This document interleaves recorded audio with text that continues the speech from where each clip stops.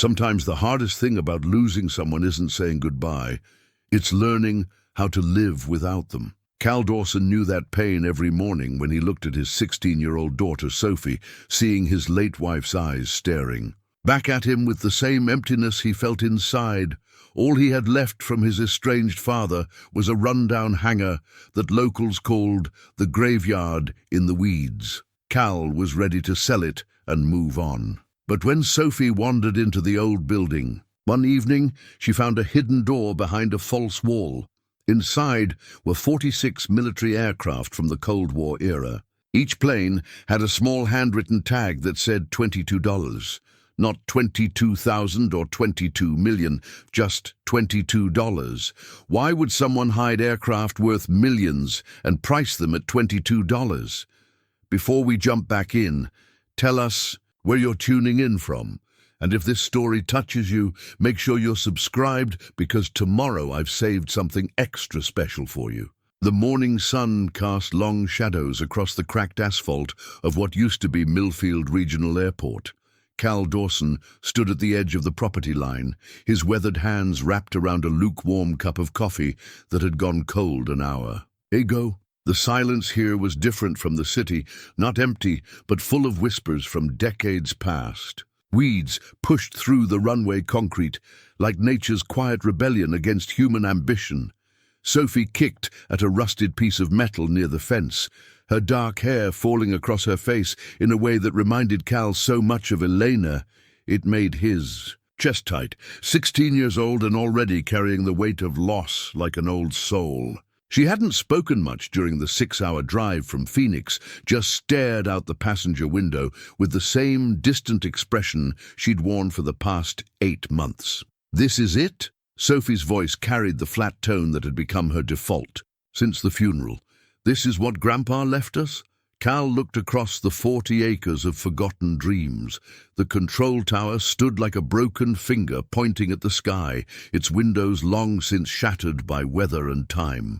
3 smaller buildings dotted the property, a maintenance shed, what might have been a pilot's lounge, and at the far end, the massive hangar that dominated the landscape like a sleeping giant. "I know it doesn't look like much," Cal said, though even he struggled to find hope in the desolation before them. "But your grandfather saw something here once?"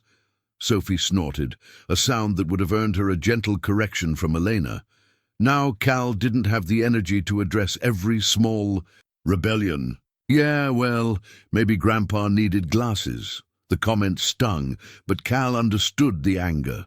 Richard Dawson had been more absent than present in Cal's life, choosing military service over family dinners, classified missions over school plays. When Cal had married Elena and started his own family, the old man had made even fewer appearances. Sophie had met her grandfather maybe 5 times in her 16 years, and most of those had been awkward holiday visits filled with uncomfortable silences.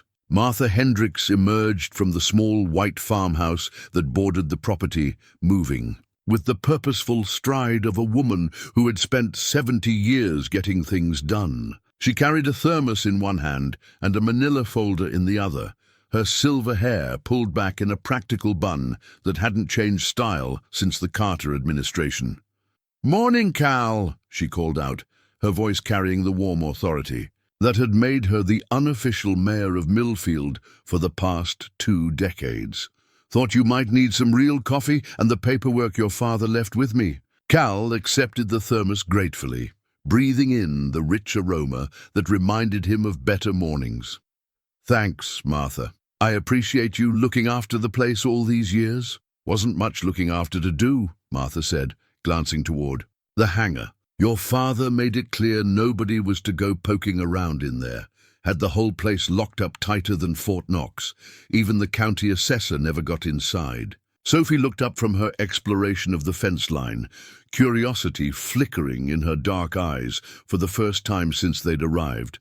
"Why would he keep it locked? What's in there?" Martha shrugged, but Cal caught something in her expression.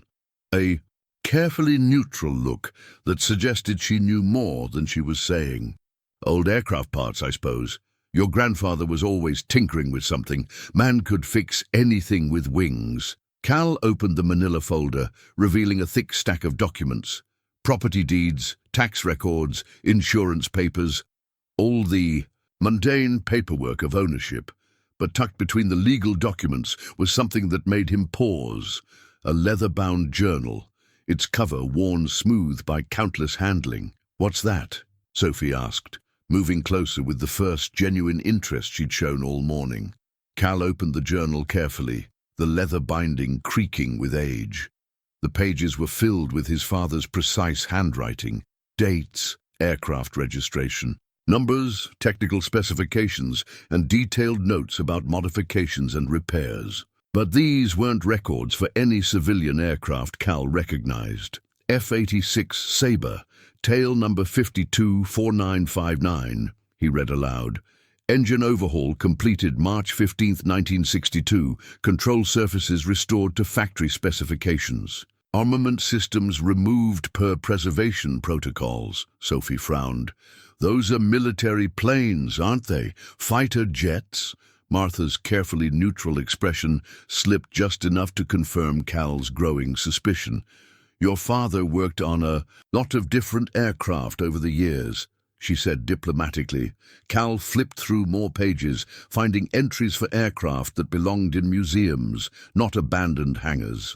F-104 Starfighters, T-38 Talons, even what appeared to be experimental prototypes with designation numbers he didn't recognize. Each entry was meticulous, documenting every repair, every modification, every preservation step taken to maintain the aircraft in what his father called operational storage.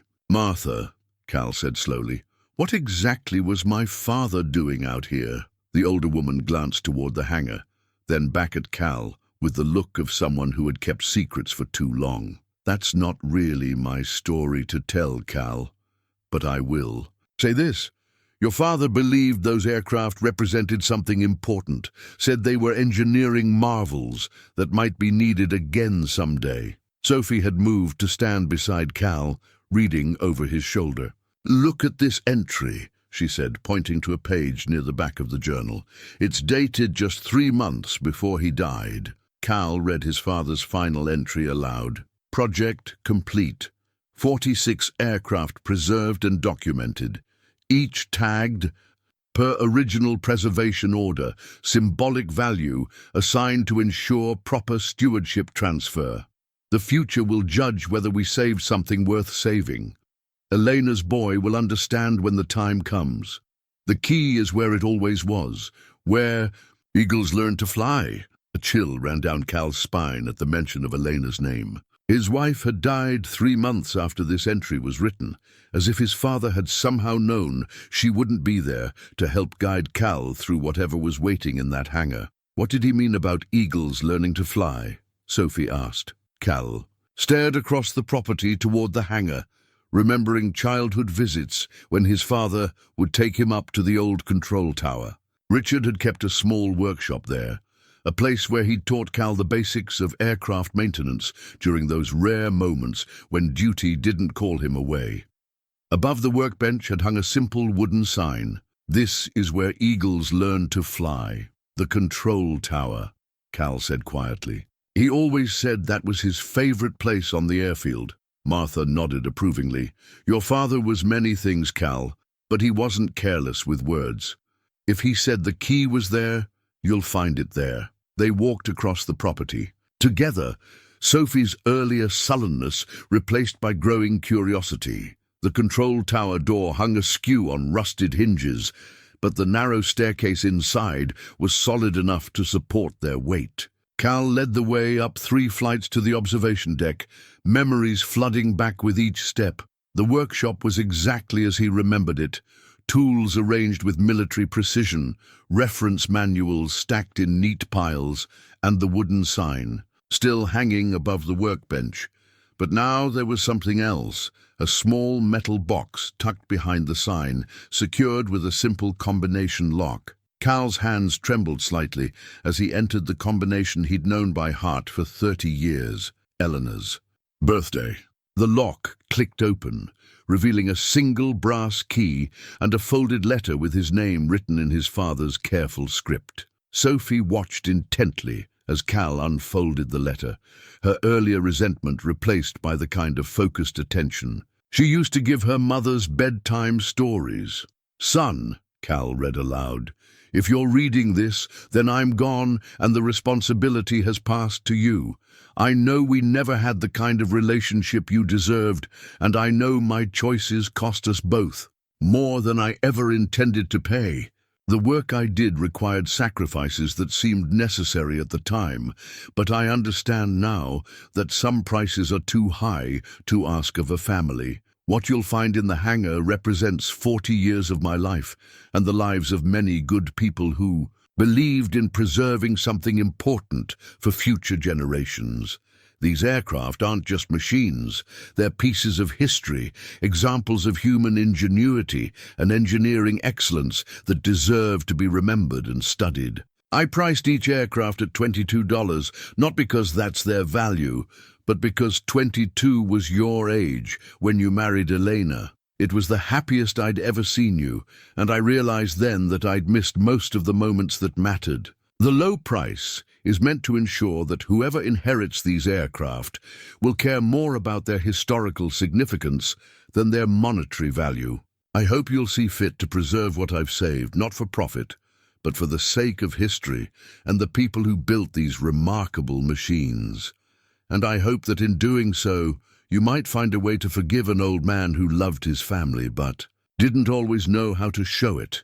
The hangar key will open more than just a building, Cal. I pray it opens a door to the future I never gave you the chance to build.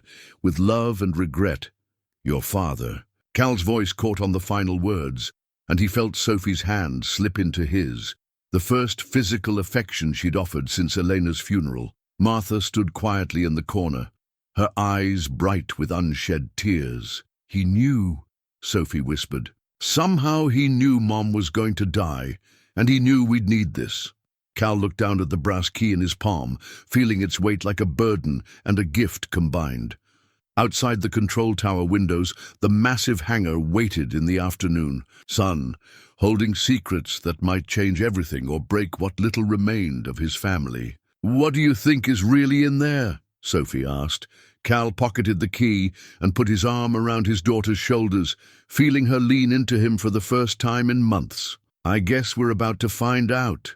As they descended the control tower stairs, Martha walking behind them with the quiet satisfaction of a woman who had finally seen a long-held secret begin to unfold. Cal couldn't shake the feeling that his father's final gift might be exactly what he and Sophie needed to find their way back to each other. The hangar loomed ahead, its massive doors secured with chains and padlocks that had kept its secrets for 3 years. But now Cal had the key, and with it the weight of deciding whether to honor his father's legacy or let sleeping aircraft lie undisturbed in their metal tomb. Sophie squeezed his hand tighter as they approached the hangar doors. "Dad? Whatever's in there, we'll figure it out together, okay?" For the first time since Elena's death, Cal smiled and meant it. "Together," he agreed, sliding the brass key into the first padlock.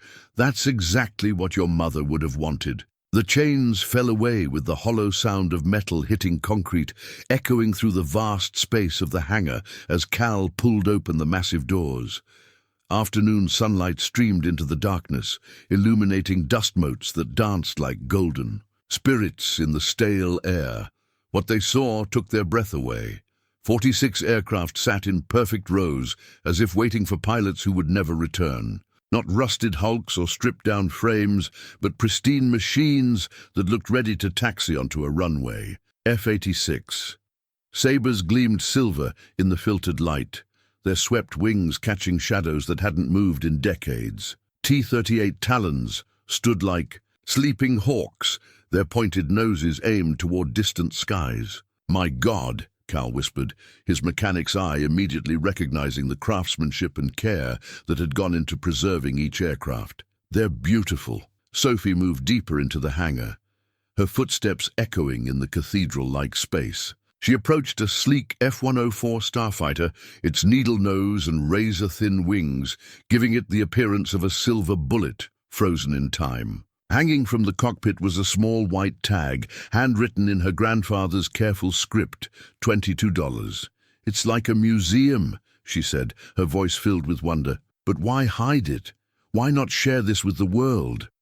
Cal was examining a T-38 when he noticed something that made his blood run cold. Attached to the instrument panel was a small placard that read, "Property of U.S. Air Force, Classified Research Project, Eagle's Rest. Authorized personnel only." Before he could process the implications, Sophie called out from across the hangar. "Dad, you need to see this." She was standing beside an F-86 Sabre, her hand resting on the cockpit canopy. "There's something wedged behind the seat." Cal hurried over as Sophie carefully extracted a manila envelope from the narrow space behind the pilot's seat. The envelope was sealed and marked with an official government stamp that made Cal's hands shake as he opened it. Inside was a document that changed everything. Military Aircraft Preservation Order, Project Eagle's Rest, classified, stamped in red across the top. The order, dated 1978 and signed by officials Cal had never heard of, authorized the covert preservation of experimental and prototype aircraft deemed critical to future national defense capabilities. "Your grandfather wasn't just collecting these planes," Cal said slowly, scanning the technical language. "He was part of a government program to preserve advanced military technology." Sophie read over his shoulder, her voice growing excited. "Look at this part. Aircraft to be maintained in operational condition for potential future deployment. Preservation personnel granted full authority to modify and upgrade systems as necessary to ensure technological viability." The sound of car doors slamming outside made them both freeze. Through the hangar's open doors, they saw two black SUVs pulling up to the property, their tinted windows reflecting the afternoon sun like dark mirrors. 4 people in dark suits emerged from the vehicles, moving with the purposeful stride of federal agents. The lead figure, a stern-looking woman in her 50s, approached the hangar with the confidence of someone accustomed to having doors opened before she knocked. "Mr. Dawson?"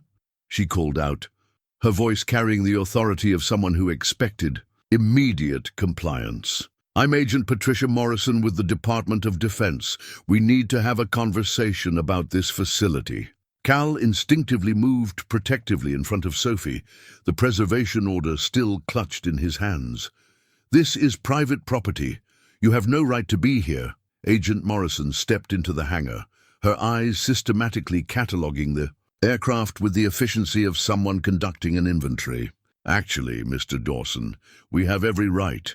These aircraft belong to the United States government, and they've been missing from our inventory for over 25 years. "Missing?" Sophie stepped forward, her earlier shyness replaced by indignation. "They're not missing. My grandfather was taking care of them. He has documentation that expired the moment Richard Dawson left active duty," Morrison interrupted.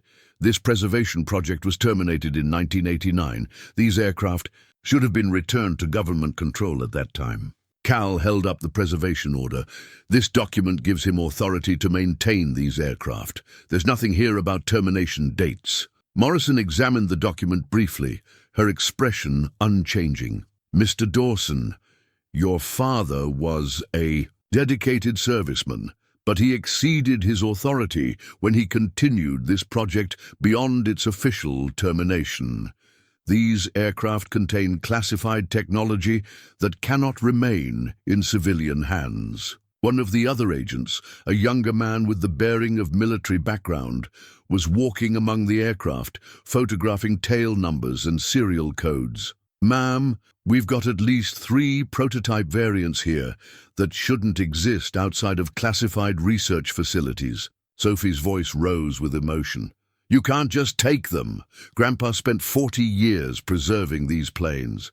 He believed they were important for history." "Your grandfather was a patriot," Morrison said, her tone softening slightly. "But he was also bound by his oath to protect classified information. These aircraft contain technological innovations that remain sensitive to national security interests. Cal studied the agent's face, recognizing something familiar in her bearing, the same careful precision he'd seen in his father's movements, the same weight of carrying secrets. "You knew him, didn't you? You knew my father, Morrison's professional." Mask slipped for just a moment.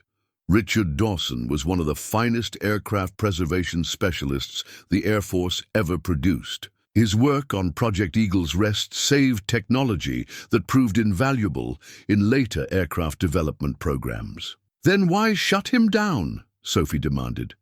"If his work was so important, why not let him finish?" "Because the world changed," Morrison replied. "The Cold War ended, military priorities shifted, and preserving experimental aircraft became less critical than developing new ones. Your grandfather refused to accept the program's termination."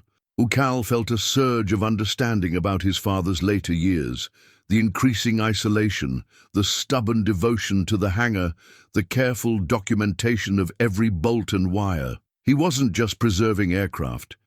He was preserving history that someone decided wasn't worth remembering. Morrison nodded slowly. "Your father believed these aircraft represented engineering breakthroughs that future generations might need to study and understand. He wasn't wrong about their historical significance, but he was wrong about his authority to preserve them." Independently, the younger agent finished his preliminary survey and approached Morrison. "Mom, we're going to need specialized transport for some of these aircraft. The experimental variants alone will require secure facilities and clearance. Levels I'm not sure we can arrange quickly." Sophie looked desperately at her father. "Dad, we can't let them just take everything, not after we've just found it." Cal stared at the rows of aircraft, each one representing years of his father's careful work, decades of preserved innovation waiting for someone to appreciate their significance. The $22 tag suddenly made perfect sense. His father had priced the aircraft low, not to devalue them, but to ensure they would find caretakers who valued their historical importance over their monetary worth. "Agent Morrison," Cal said carefully, "what if there was a way to preserve the aircraft that satisfied both historical preservation and national security concerns?" Morrison raised an eyebrow. "What did you have in mind?" "A partnership. Keep the aircraft here, but under proper oversight. Create a legitimate preservation facility that could serve both historical education and government research interests when necessary." Sophie caught on immediately. "Like a museum, but one that works with the government instead of against it." Morrison considered this, glancing around the hangar at the carefully preserved aircraft. "That would require significant oversight, security clearances, and formal agreements. The Department of Defense doesn't typically partner with civilian facilities for classified aircraft preservation. But it's not impossible," Cal pressed. "Nothing's impossible," Morrison replied, "but it would require proving that this facility could meet government security standards while serving legitimate historical and educational purposes." The agent's phone buzzed, and she stepped away to take the call. During the brief reprieve, Sophie grabbed her father's arm. "Dad, we have to try. Grandpa didn't spend 40 years on this just to have it locked away in some government warehouse where nobody will ever see it again." Cal looked around the hangar, seeing not just aircraft, but his father's legacy, his daughter's newfound passion, and perhaps a path forward that could honor both military duty and historical preservation. "You're right, Sophie. Your grandfather built something important here. We owe it to him to fight for it." Morrison returned, slipping her phone back into her jacket. "Mr. Dawson, you have 48 hours to present a formal proposal for civilian oversight of this facility. If the Department of Defense finds your proposal acceptable, we'll consider a partnership arrangement. If not, these aircraft will be relocated to secure government facilities." As the federal agents departed, leaving Cal and Sophie alone among The preserved aircraft. The weight of the challenge ahead settled over them like the hangar's long shadows. 48 hours, Sophie said quietly. Think we can save Grandpa's work? Cal put his arm around his daughter, feeling her determination strengthen his own resolve. Your grandfather spent 40 years preparing for this moment. I think he knew someday someone would have to fight for what he built. Sophie looked up at him with Elena's eyes, but now they burned with purpose instead of emptiness. Then let's give them a fight, worth remembering. The preservation order crinkled in Cal's pocket as he realized their real challenge wasn't just saving the aircraft. It was proving that some things were too historically important to let bureaucracy bury them in forgotten warehouses. The hangar. Doors stood open, letting in the last light of day, and for the first time since Elena's death, Cal felt like he and Sophie were moving towards something meaningful instead of just surviving another day without her. Cal found his father's final letter in the most unexpected place, tucked inside the pages of an old maintenance manual for the F-86 Sabre, as if Richard Dawson had known exactly where his son would look when the time came to understand the aircraft systems. The letter was written on simple notebook paper, the handwriting more unsteady than the precise script in the flight log, suggesting it had been written during his father's final illness. My dear son, Cal read aloud in the quiet of the hangar, Sophie sitting beside him on a mechanic's stool they'd found in one of the storage closets. If you're reading this, then the government has found my work, and you're trying to decide whether to fight for it or let it go. I understand the weight of that decision because I've been carrying it for 25 years. Sophie leaned closer, her interest in her grandfather's story growing stronger with each revelation. The morning sun streaming through the hangars. High windows caught the dust motes dancing around them, creating an almost sacred atmosphere as Cal continued reading. I know I was never the father you deserved. The demands of classified work, the constant travel, the secrets I couldn't share. They built walls between us that I never learned how to tear down. By the time I realized what my choices had cost, our family, you had already built a life without me. I don't blame you for that. I blame myself for not being the kind of man who could choose his family over his duty. Cal's voice caught slightly on those words, remembering years of missed birthdays, cancelled fishing trips, and conversations that ended abruptly when classified phone calls demanded his father's attention. But I need you to understand why I kept working on these aircraft long after the government told me to stop. These machines represent the best of human ingenuity, not weapons of war, but triumphs of engineering and design. Each one taught us something about flight, about materials, about pushing the boundaries of what's possible.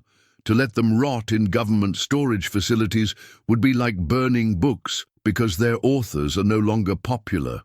Sophie interrupted, softly. He really believed in this, didn't he? Cal nodded, feeling a new understanding of his father's motivations. He did, but listen to this next part. The $22 price tags aren't random, son. 22 was your age when you married Elena, and it was the first time I ever saw you truly happy. I realized then that I had spent so many years focused on preserving machines that I had failed to preserve the relationships that mattered most. The low price is my way of ensuring these aircraft go to people who value their significance over their monetary worth, just as I should have. Who valued family over career advancement. The sound of a pickup truck pulling up outside interrupted Cal's reading. Through the open hangar doors, they saw a tall, weathered man in his 70s climbing out of a battered Ford, moving with the careful precision of someone who had spent decades around dangerous machinery. That must be Jake Morrison, Sophie said, consulting the note Martha had given them earlier. The retired Air Force colonel who knew Grandpa. Jake Morrison entered the hangar with the bearing of a man accustomed to command, but his eyes held the warmth of someone who understood the weight of preserving important things. He wore a simple flannel shirt and work jeans, but his posture and the way he surveyed the aircraft marked him unmistakably as military. Cal Dawson, Jake extended a calloused hand. I'm Jake Morrison. Martha told me about your situation with the DoD folks. I served with your father on the original Eagle's Rest project.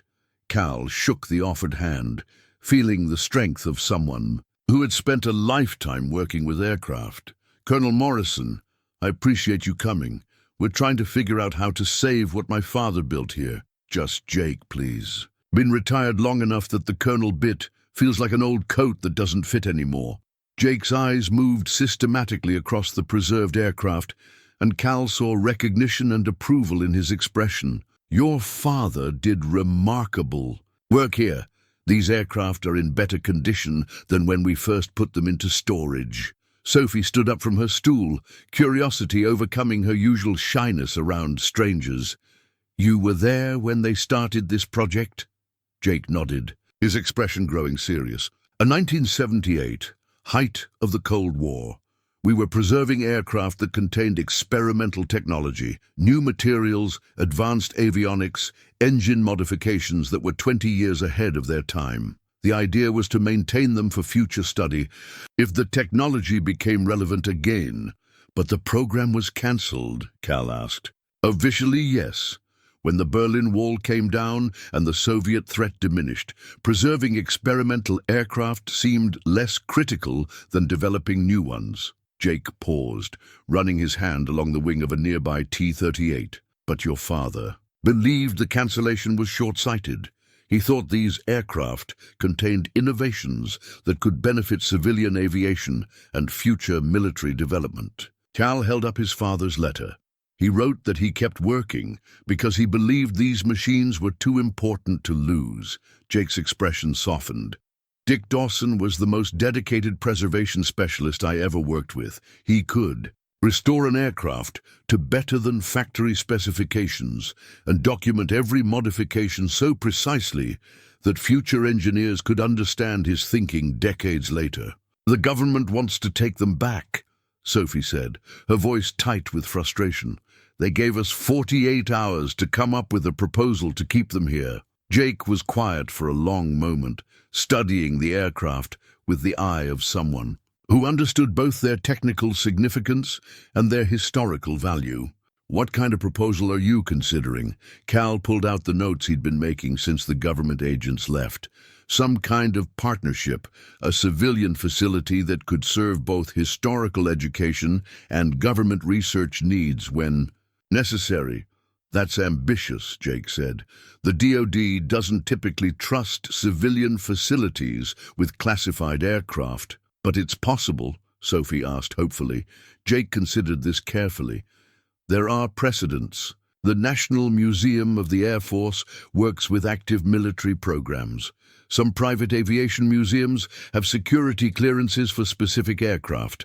But it would require proving that this facility could meet strict security standards.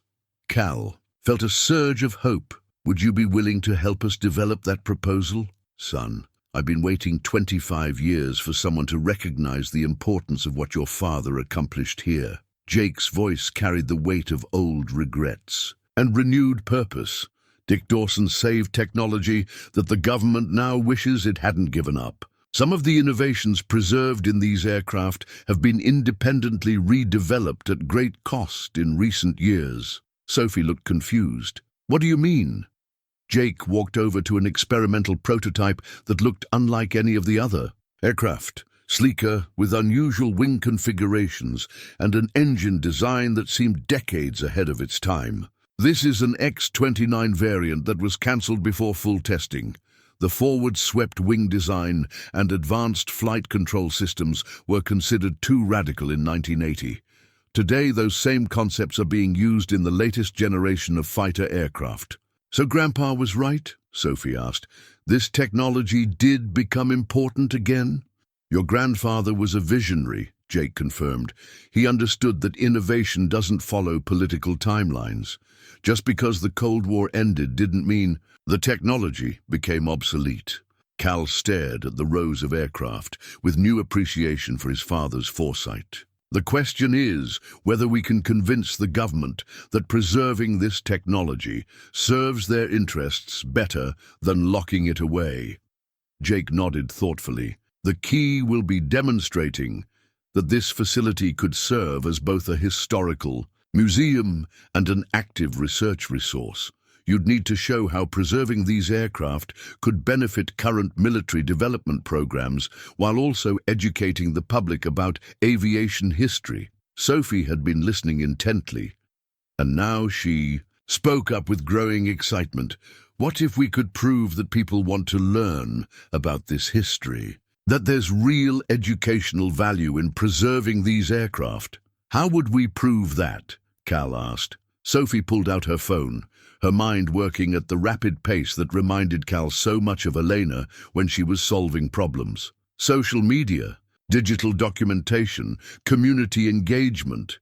What if we could show the government that this collection has significant public interest and educational value? Jake raised an eyebrow. That's not a bad approach.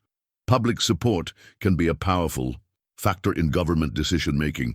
Cal looked around the hangar, seeing it through new eyes, not just as his father's private obsession, but as a potential bridge between past innovation and future development, between classified research and public education. We have 36 hours left, he said. If we're going to save this, we need to work fast. Jake rolled up his sleeves with the purposeful motion of someone preparing for a challenging mission. Then let's get started.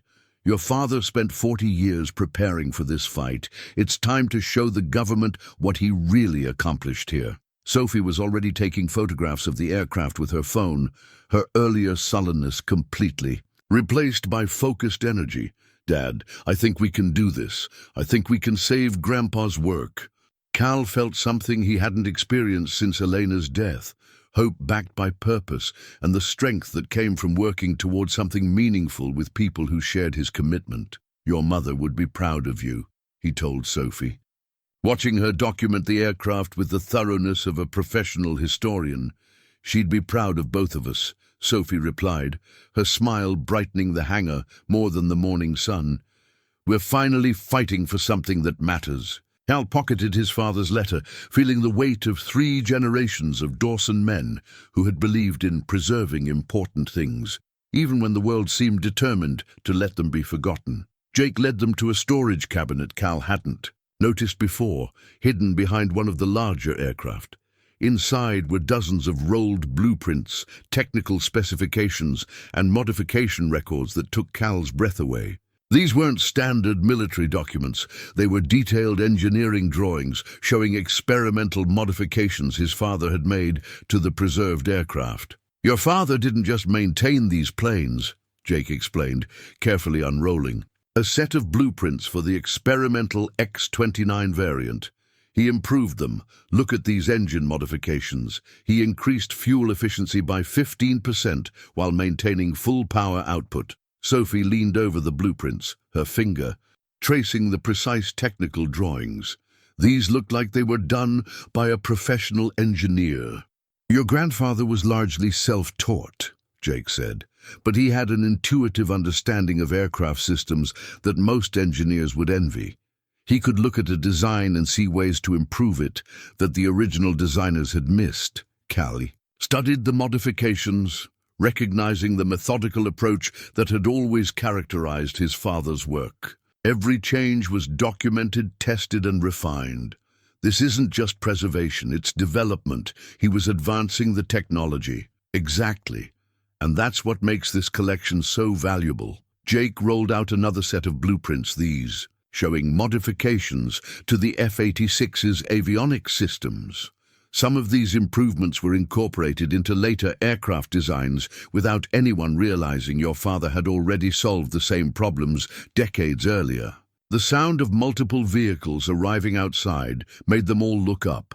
Through the hangar doors, Cal saw not government SUVs this time, but a collection of pickup trucks, cars, and even a motorcycle, locals drawn by word of the discovery spreading.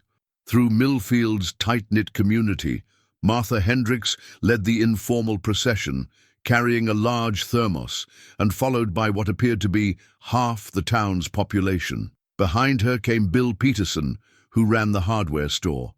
Sarah Chen, the high school principal, Tom Rodriguez, the local newspaper editor, and at least a dozen other residents Cal didn't recognize.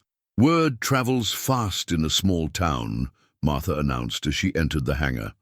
"Especially when government agents start asking questions at the diner." Tom Rodriguez, an energetic man, in his 40s, was already pulling out a digital camera and notebook. "Cal, I hope you don't mind, but this is the biggest story Millfield has seen since the tornado of '98.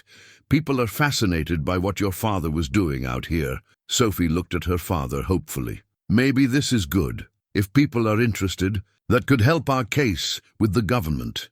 Sarah Chen, meanwhile, was walking among the aircraft with the appreciation of someone who understood their educational value. "These could revolutionize how we teach local history and aviation science. Do you realize what kind of STEM learning opportunities this represents?" One of the younger visitors, a teenager about Sophie's age, approached her with obvious curiosity. "You're Sophie, right? I'm Marcus Chen, Sarah's son. This is incredible. Have you been inside any of the cockpits?" Sophie shook her head, but Cal could see her interest. "We've been trying to understand what we have before we start exploring." Jake overheard and smiled. "Actually, exploring might be exactly what we need to do. If we're going to make the case for preserving this collection, we need to document everything. Not just the aircraft themselves, but their historical significance and educational potential." Bill Peterson was examining the hangar's structure. "With a contractor's eye, this building is solid. With some updating to security systems and climate control, it could easily meet museum standards." Cal felt a growing sense of possibility as he watched the community rally around his father's work. "You really think people would be interested in visiting this as a museum? Are you kidding?" Tom Rodriguez was taking photographs of the aircraft from every angle. "We've got people driving in from 3 counties already, just based on rumors. A legitimate aviation museum featuring experimental aircraft? This could put Millfield on the map." Martha set down her thermos and surveyed the scene with satisfaction. "Your father would have loved seeing this. He always said these aircraft deserved to be appreciated by people who could understand their significance." Sophie had moved to stand beside the F-86 Sabre, her hand resting on the wing as she spoke to Marcus about the preservation process. Cal watched his daughter engaging with someone her own age for the first time in months. Her excitement about the project overcoming the social withdrawal that had worried him since Elena's death. Jake appeared at Cal's elbow, keeping his voice low. "This community support is exactly what we need for the government proposal. If we can demonstrate genuine public interest and educational value, it strengthens our case considerably. But we still need to prove we can meet security standards," Cal said. "True. But look around. You've got a high school principal talking about STEM education, a newspaper editor documenting historical significance, a contractor assessing facility improvements. You're building the foundation of a legitimate educational institution." Sarah Chen approached them, her expression thoughtful.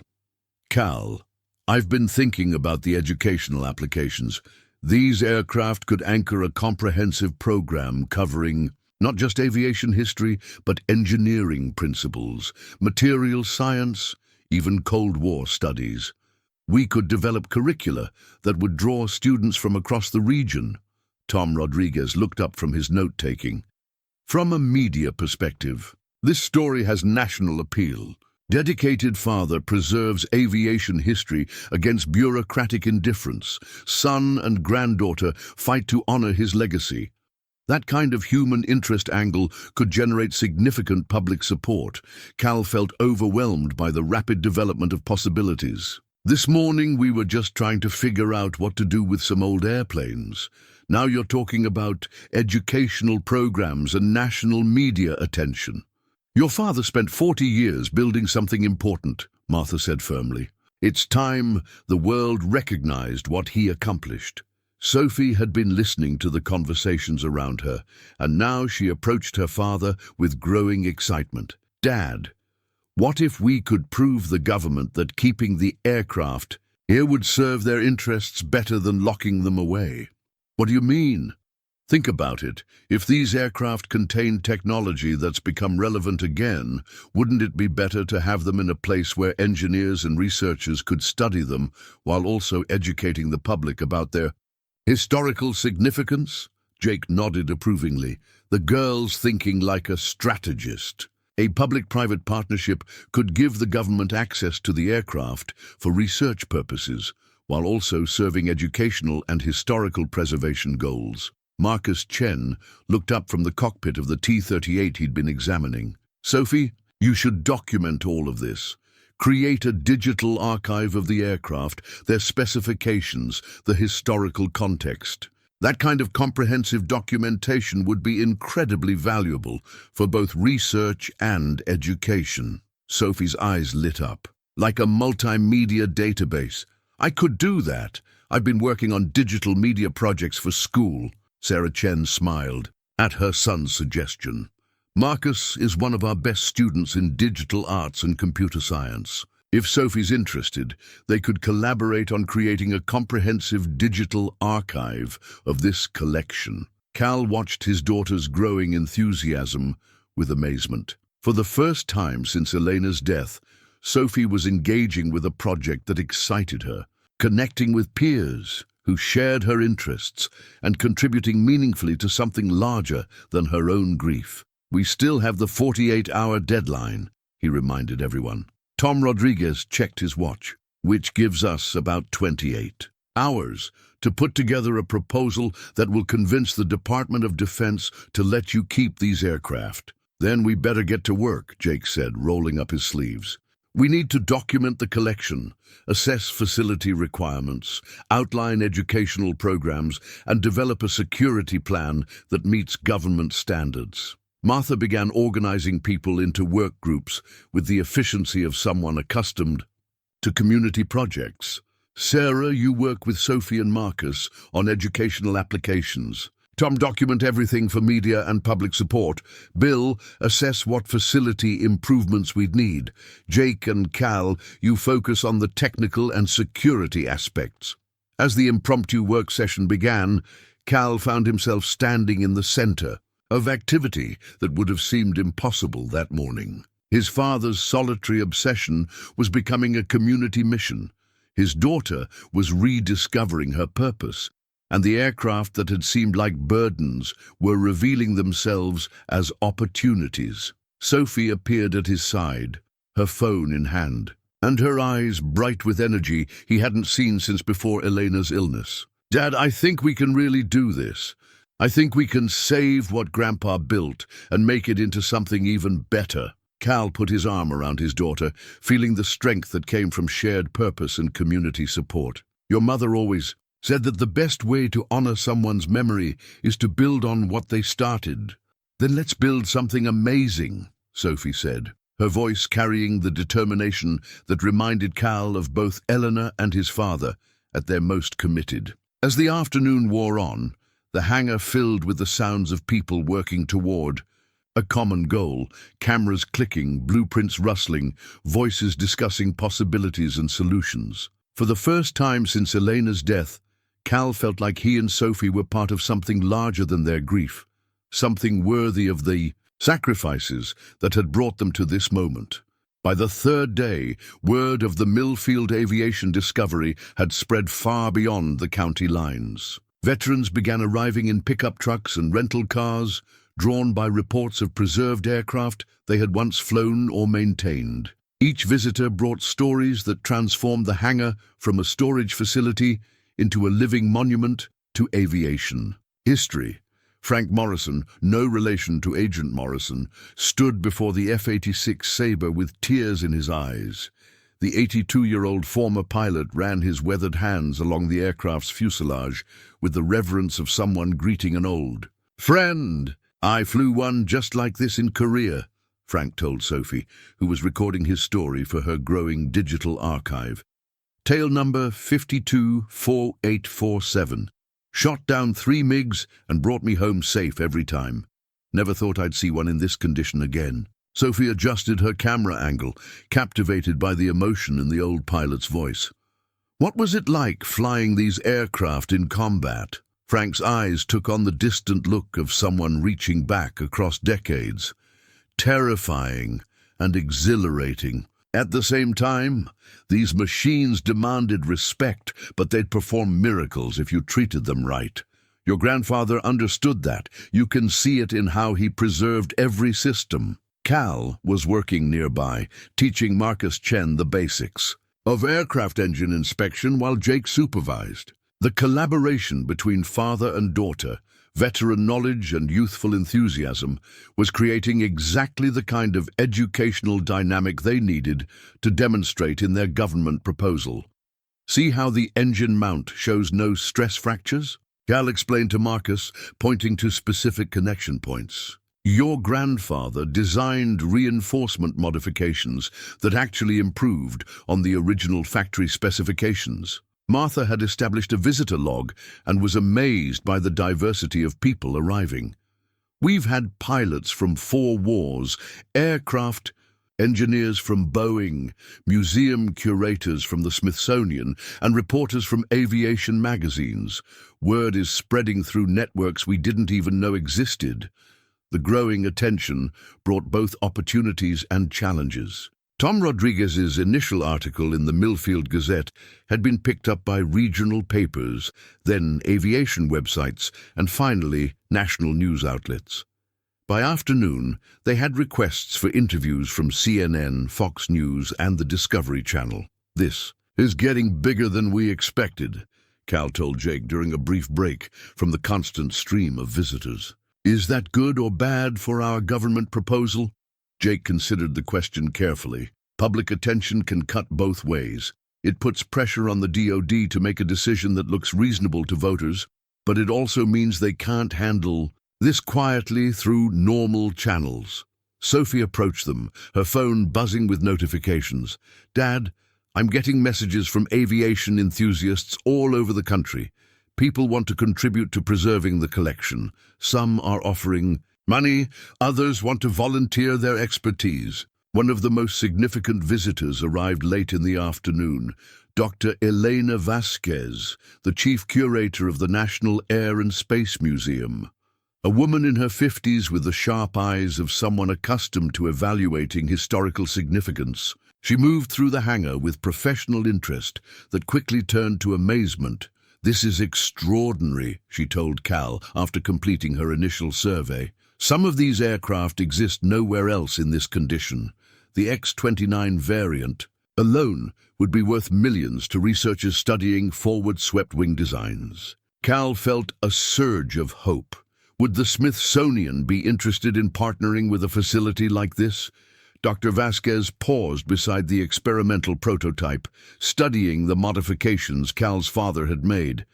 "The Smithsonian partners with qualified facilities that meet our standards for historical preservation and public education. If this hangar could demonstrate proper curatorial practices and security protocols, it could become an affiliated site." Sophie looked up from photographing a veteran's medal collection that had been donated for display. "What would that mean?" "It would mean legitimacy," Dr. Vasquez explained. "Smithsonian affiliation carries significant weight with government agencies. It would demonstrate that this collection meets professional museum standards." Jake caught Cal's eye, both men recognizing the potential game-changer in Dr. Vasquez's words. "What would we need to do to qualify for that kind of partnership?" "Professional documentation of the collection, proper climate control and security, systems, qualified curatorial staff, and educational programs that meet museum standards," Dr. Vasquez listed. "But based on what I've seen today, you're already developing many of those elements." The afternoon brought an unexpected challenge when a second group of government officials arrived. Not DoD agents this time, but representatives from the Department of Homeland Security, the FAA, and the Treasury Department. The multi-agency presence suggested the federal interest in the hangar had expanded beyond simple aircraft recovery. Agent Morrison returned as well, accompanied by a senior official Cal didn't recognize. A distinguished man in his 60s whose bearing suggested significant authority, Mr. Dawson, Agent Morrison said, I'd like you to meet Deputy Secretary Harrison from the Department of Defense. He's here to personally assess the situation. Deputy Secretary Harrison moved through the hangar with the systematic attention of someone evaluating strategic assets. He spent considerable time examining the experimental aircraft and reviewing Jake's documentation of the preservation techniques. Colonel Morrison, Harrison addressed Jake, your preliminary report suggests these aircraft contain technology that could benefit current defense programs. Is that assessment accurate? Jake nodded respectfully. Sir, some of the innovations preserved here were decades ahead of their time. The advanced materials, engine modifications, and avionics systems could provide valuable insights for contemporary aircraft development. Harrison examined the medal collection that veterans had begun contributing, each piece accompanied by handwritten stories of service and sacrifice. And this has become some kind of memorial site? Frank Morrison, still standing beside his beloved F-86, stepped forward with the courage of someone who had faced enemy fire. Mr. Secretary, these aircraft represent more than just technology. They represent the dedication of the people who flew them, maintained them, and believed in their importance enough to preserve them for future generations. Sophie, who had been quietly documenting the official visit, spoke up with surprising confidence. Sir, we've recorded over 40 veteran testimonies in just 3 days. Each story adds historical context that makes these aircraft more than just museum pieces. They become connections to the people who served. Harrison studied Sophie with interest. You're documenting these stories? Yes, sir. I'm creating a comprehensive digital archive that includes technical specifications, historical context, and personal accounts from people who worked with these aircraft. It's like preserving the human story alongside the mechanical one. Dr. Vasquez stepped forward. Deputy Secretary, from a curatorial perspective, this collection represents a unique opportunity. The combination of preserved technology, documented modifications, and living history from veterans creates educational value that extends far beyond typical museum displays. Harrison was quiet for several moments, processing the complexity of what he was observing. Mr. Dawson, when we first learned about this facility, we viewed it as a security concern, classified aircraft in civilian hands. But what I'm seeing here suggests something more nuanced. Cal felt his heart racing as he recognized the potential turning point in the conversation. Sir, my father believed these aircraft were too important to lose, not just as military assets, but as examples of human innovation and sacrifice. What we're proposing is a way to honor both their classified significance and their historical value. The proposal you submitted yesterday, Harrison said, pulling out a thick folder, suggests a public-private partnership with multiple oversight agencies. That's administratively complex. Jake stepped forward. Sir, complex situations often require complex solutions. The value of this collection extends across multiple agencies' interests: DoD for the technology, education for STEM programs, Veterans Affairs for memorial purposes, and commerce for economic development. Martha, who had been listening from across the hangar, approached with the confidence of someone who had spent decades managing community projects. Mr. Secretary, Millfield has never had an economic opportunity like this.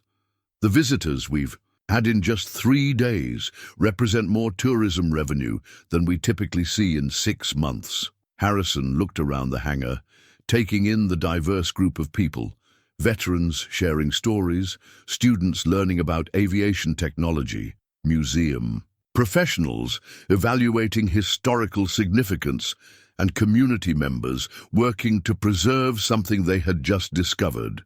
This is unprecedented, he said finally.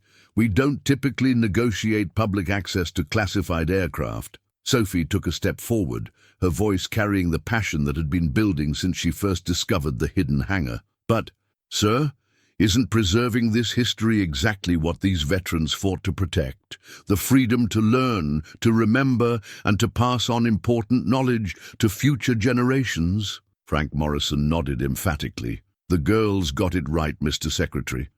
We didn't fight to keep this technology locked away from the people it was meant to protect. Harrison studied the faces around him. The determination of a father trying to honor his parents' legacy, the enthusiasm of a daughter discovering her purpose, the commitment of veterans wanting their stories preserved, and the dedication of a community rallying around something larger than themselves. Mr. Dawson, Harrison said finally, your proposal has merit, but it would require unprecedented coordination between civilian and military authorities. The security protocols alone would be extraordinarily complex. Cal felt the weight of 3 generations of Dawson men who had believed in preserving important things. Sir, my father spent 40 years preparing for this moment. If there's a way to make it work, we're committed to meeting whatever standards are necessary. Agent Morrison whispered something to Harrison, who nodded thoughtfully. We're prepared to extend your deadline by 72 hours to allow for more detailed planning. If you can demonstrate that this facility can meet our security requirements while serving legitimate educational purposes, we'll consider a formal partnership agreement. The hangar erupted in quiet celebration. Handshakes, smiles, and the kind of subdued excitement that comes from winning a battle, but knowing the war isn't over yet. Sophie hugged her father tightly, her voice bright with hope and determination. Dad, we're going to do this. We're going to save Grandpa's work and make it into something he never could have imagined. Cal looked around the hangar at the aircraft that had brought them all together, the veterans whose stories were being preserved, and the community that had rallied to support something they barely understood, but instinctively recognized as important. Your mother would be proud, he told Sophie, feeling Elena's presence in their shared commitment to something meaningful. She'd be proud of all of us, Sophie replied, gesturing to the diverse group of people working together toward a common goal. We're building something that honors the past and serves the future, exactly what Grandpa always believed these aircraft deserved. Sophie's digital archive had grown into something far beyond a school project, working 18-hour days, with Marcus Chen and a team of volunteers who had emerged from the growing community of supporters. She was creating a comprehensive multimedia database that documented not just the aircraft specifications, but the human stories that gave them meaning. The project had taken over Martha's dining room, with laptops, cameras, and external hard drives covering every surface. Sophie sat surrounded by photographs, video clips, and handwritten transcripts, weaving together technical documentation with personal narratives in ways that brought the preserved aircraft to life. Listen to this, she said to her father, as he brought her a sandwich she probably wouldn't eat. This is from Betty Richardson, whose husband flew the T-38 trainer for the Air Force. She said, every time Jimmy came home from a training flight, he'd tell me that plane was trying to teach him something new. He said the best pilots were the ones who never stopped learning from their aircraft. Cal watched his daughter work with a mixture of pride and concern. Her passion for the project was undeniable, but he worried about the emotional weight she was carrying. Not just their own family's story, but the stories of dozens of military families touched by these aircraft. Sophie, you've been working for 14 hours straight. Maybe you should take a break. She looked up from her laptop screen, her eyes bright with purpose. Dad, do you realize what we're preserving here? It's not just aircraft, it's the dreams and sacrifices of everyone who believed these machines were important enough to risk their lives for. Marcus appeared from the kitchen, carrying fresh coffee for the team. Sophie, the interview with Colonel Patterson is ready for editing. His stories about flying the F-104 are incredible, but also really emotional. He talked about losing friends in training accidents. Sophie nodded soberly. That's important to include. People need to understand that advancing aviation technology came with real costs. These aircraft represent both triumph and tragedy. The weight of that responsibility was evident in everything Sophie had been documenting. Her archive didn't shy away from the difficult aspects of military aviation, the experimental aircraft that had killed test pilots, the training programs that pushed young aviators to their limits, the Cold War tensions that had driven rapid technological development at human cost. Cal's phone rang, interrupting his observation of his daughter's intense focus. It was Tom Rodriguez, calling from the hangar, where the latest group of government officials was conducting their security assessment. "Cal, you need to get down here," Tom's voice carried urgency. "We've got some complications." Cal found the hangar filled with federal agents, security consultants, and military contractors, conducting what appeared to be a comprehensive threat assessment. Agent Morrison met him at the entrance, her expression more serious than he'd seen since the first day. "Mr. Dawson, we've discovered some issues that complicate your partnership proposal," she said, leading him toward a group of officials examining the experimental prototype aircraft. A man in civilian clothes who carried himself with obvious authority was photographing serial numbers and taking detailed notes. He looked up as Cal approached, his expression skeptical. "Mr. Dawson, I'm James Crawford from the Defense Intelligence Agency. We've identified several aircraft in this collection that contain technology still classified at levels above top secret. Some of these modifications your father made actually improved systems that remain current in today's military aircraft." Cal felt his stomach drop. "What does that mean for our proposal?" Crawford gestured toward the X-29 variant that had drawn so much attention from visitors. "It means that aircraft cannot be displayed publicly without compromising current defense capabilities. The engine modifications alone represent innovations that our adversaries would find extremely valuable." Jake appeared at Cal's shoulder, his military bearing evident as he addressed the DIA official. "Mr. Crawford, are you suggesting that preserving this technology serves no legitimate government interest?" "I'm suggesting that some of this technology is too sensitive for public display, regardless of its historical significance," Crawford replied firmly. Dr. Vasquez, who had remained at the hangar to complete her assessment, stepped forward with professional authority. "Gentlemen, museums routinely display sensitive historical artifacts with appropriate restrictions and context. Surely there are ways to preserve the educational value while protecting classified information." Crawford's expression didn't soften.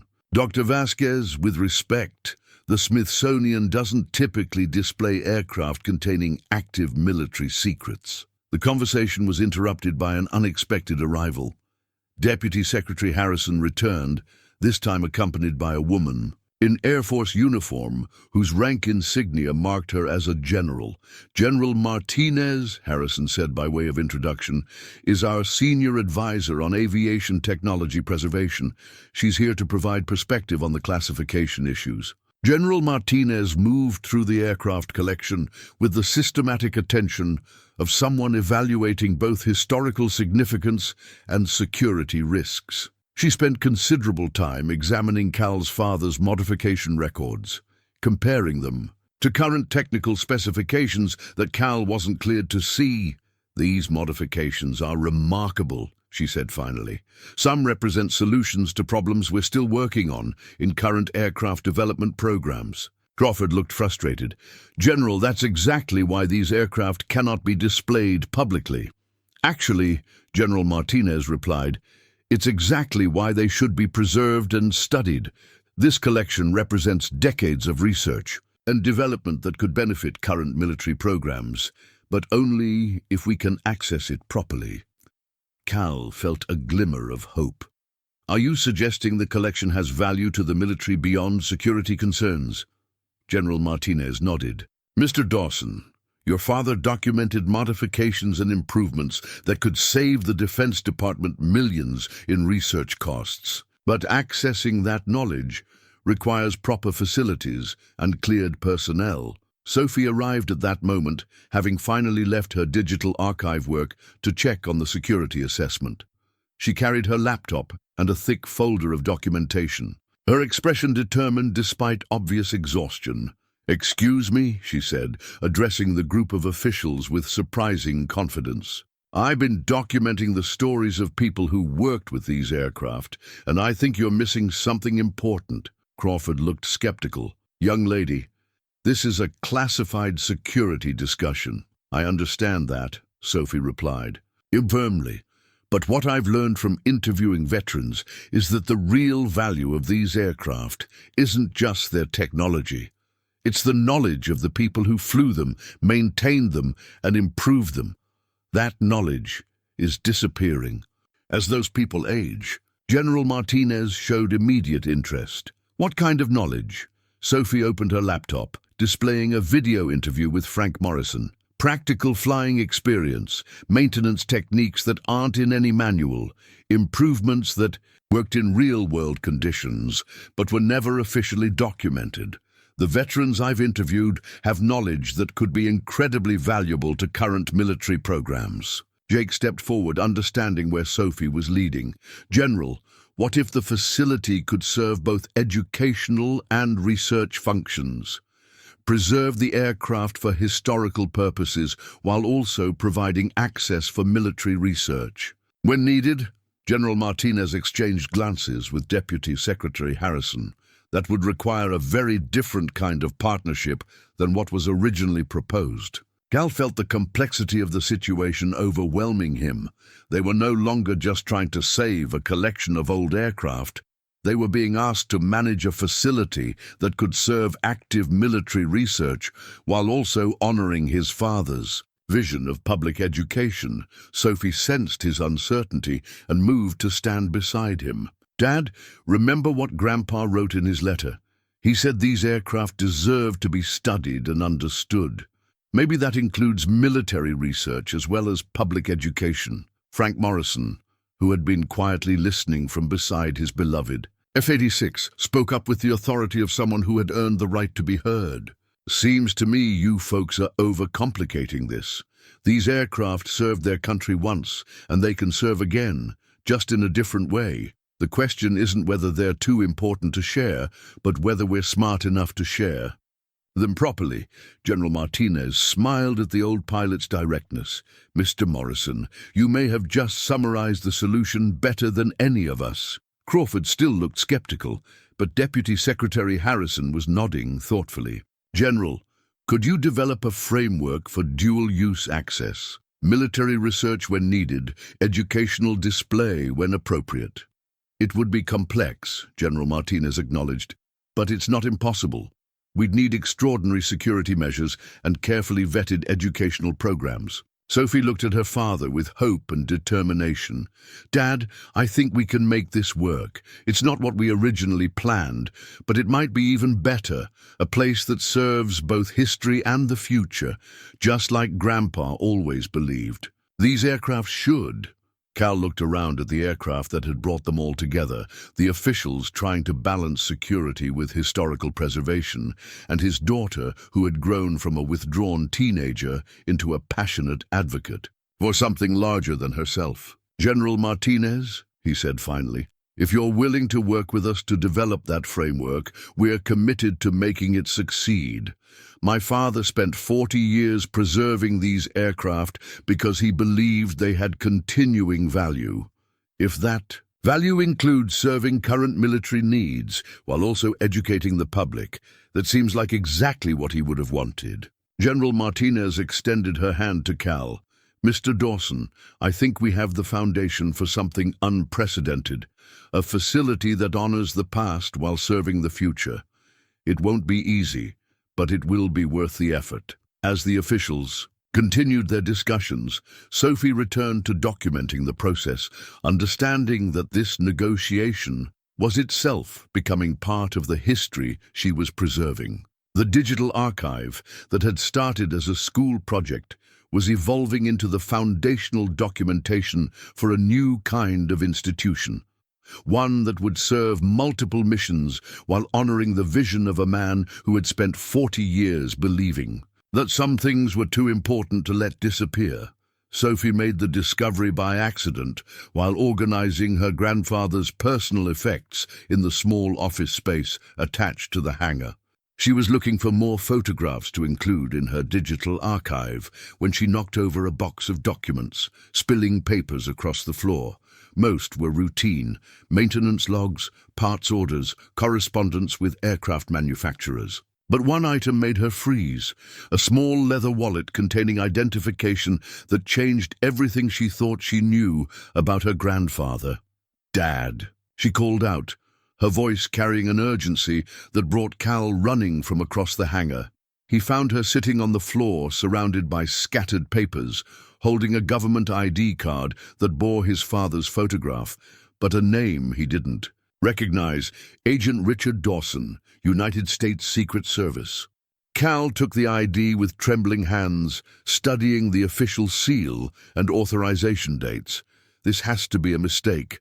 Your grandfather was Air Force, not Secret Service." Sophie held up additional documents: commendations, travel authorizations, and mission reports that painted a picture of a man whose life had been far more complex than either of them had understood. "Dad, look at these dates.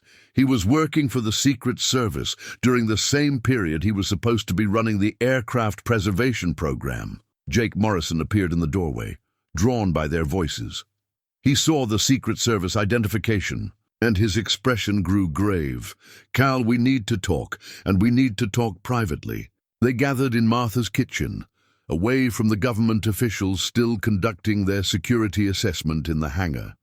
Jake sat across from Cal and Sophie, his hands folded on the table, with the careful precision of someone choosing. His words: "Your father never told me about the Secret Service connection," Jake began, "but it explains a lot of things that never made sense about Project Eagle's Rest." Cal stared at the identification card, trying to reconcile the image of his father as a dedicated aircraft mechanic with this evidence of a double life. What kind of things?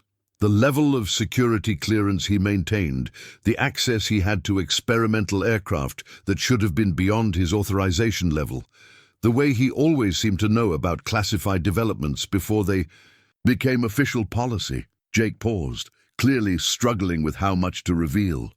"Your father wasn't just preserving aircraft, Cal. He was protecting them." Sophie leaned forward, her journalist instincts fully engaged. "Protecting them from..." "What?" Jake glanced toward the window as if checking for surveillance, then lowered his voice. During the height of the Cold War, there were concerns about foreign intelligence services infiltrating aircraft development programs.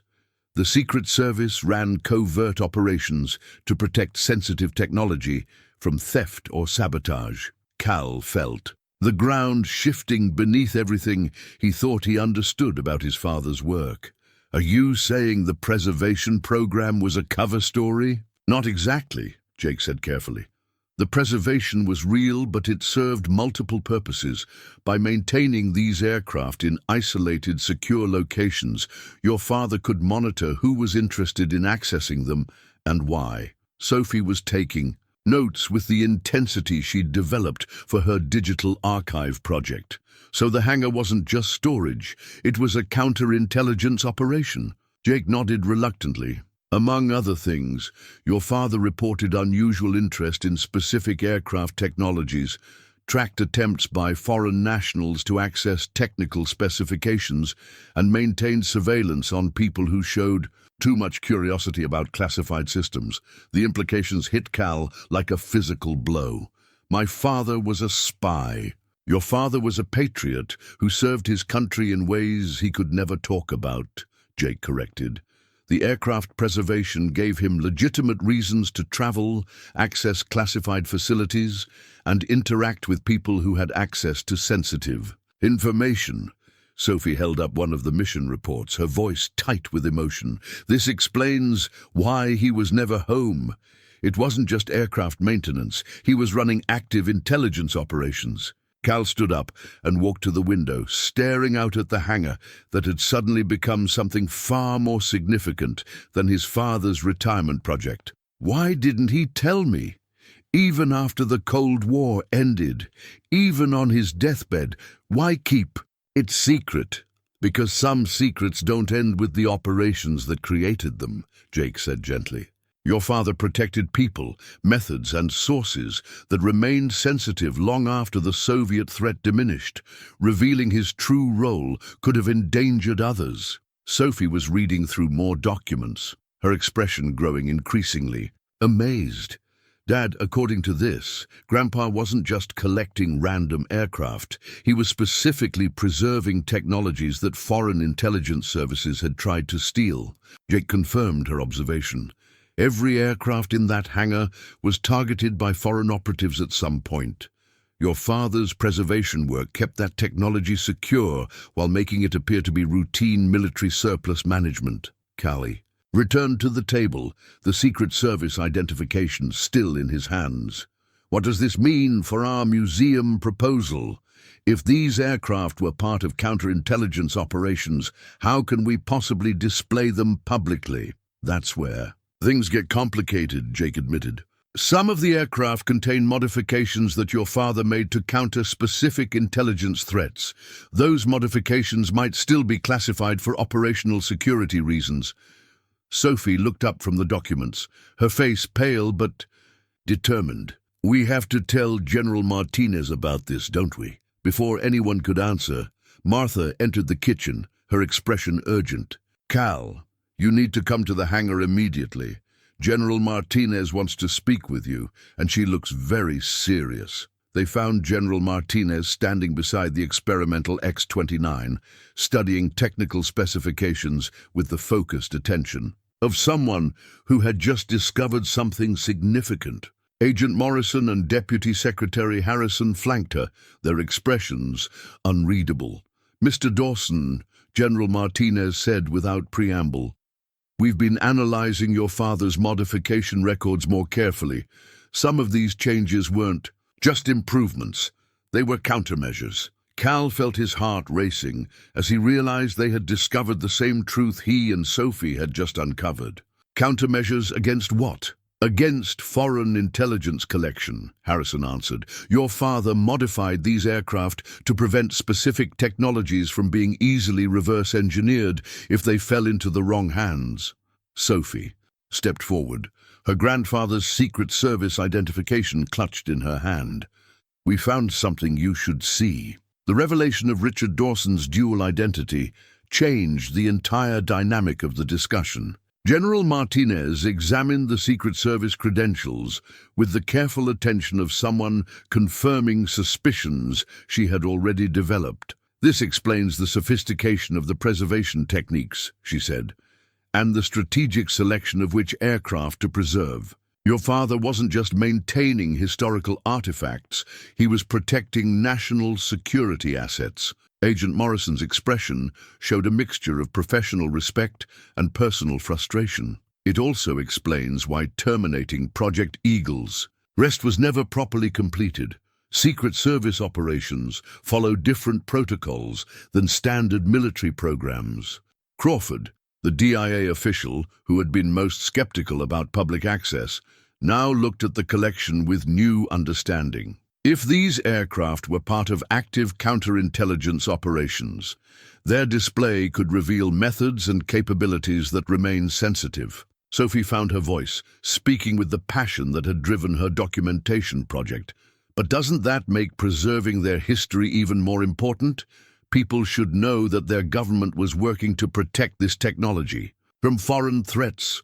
General Martinez considered Sophie's words carefully. The question is whether we can tell that story without compromising ongoing security interests. Cal looked around the hangar at the aircraft that had brought them all together, understanding now that his father's 40-year commitment represented far more than personal dedication to aviation history. General, my father kept these secrets to protect his country and the people he worked with.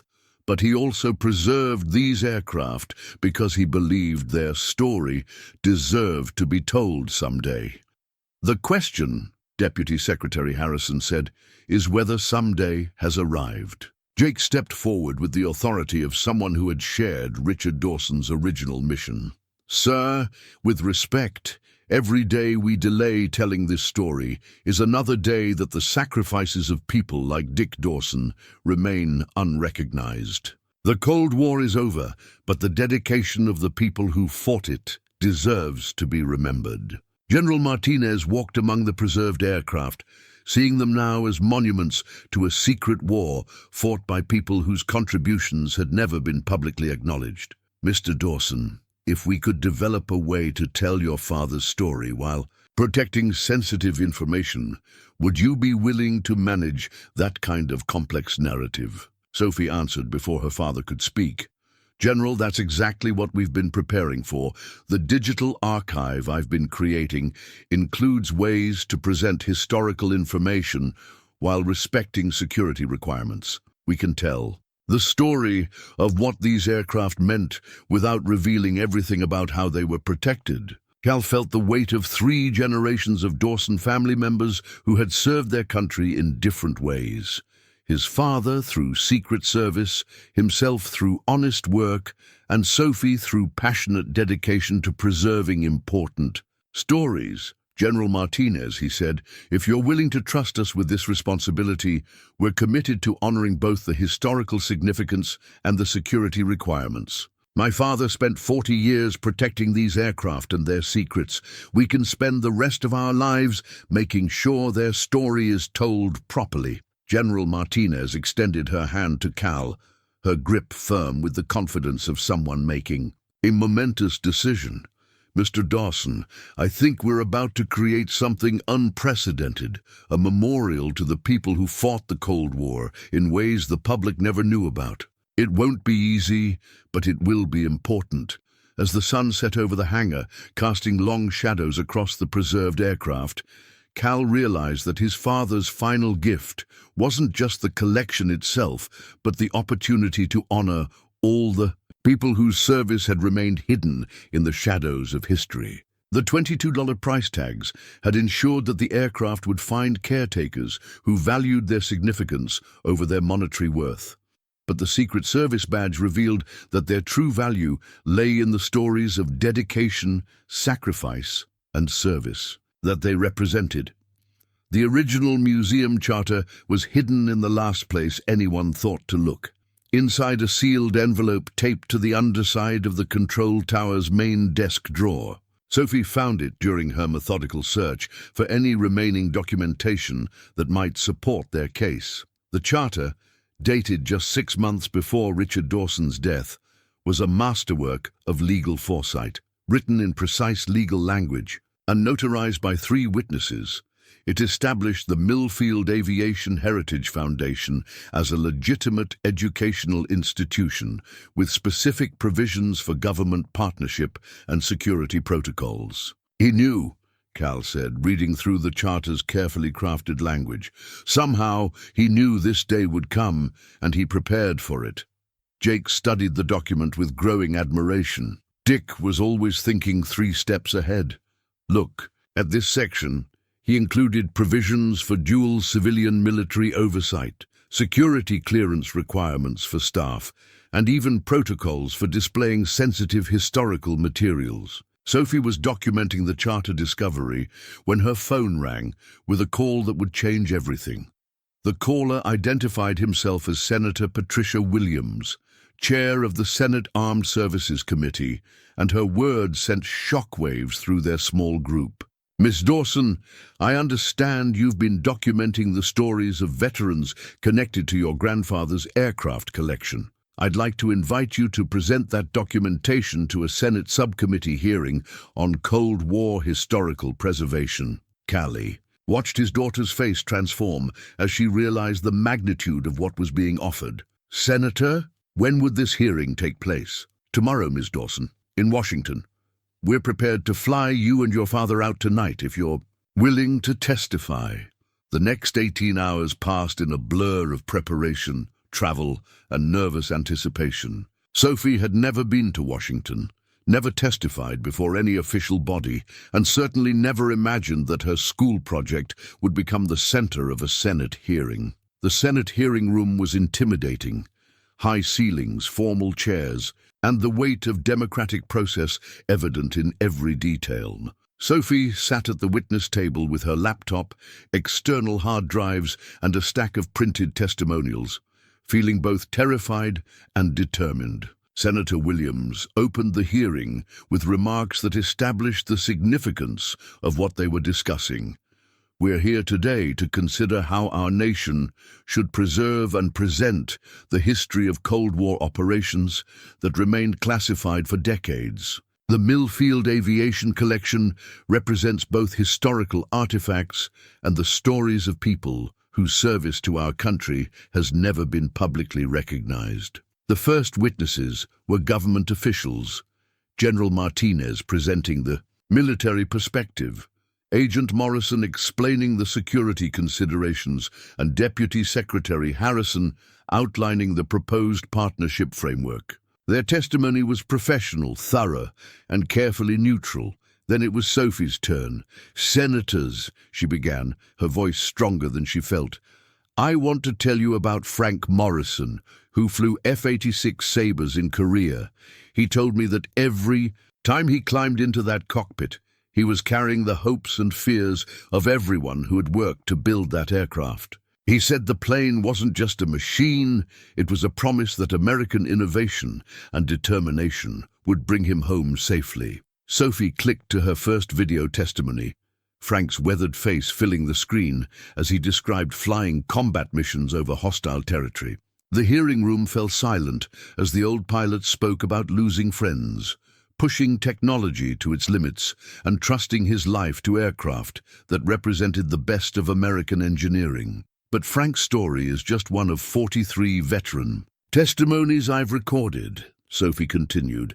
Each person I interviewed shared experiences that aren't in any official history book. They talked about maintenance techniques that kept aircraft flying in impossible conditions, about innovations that were developed in the field and never formally documented, about the human cost of advancing aviation technology.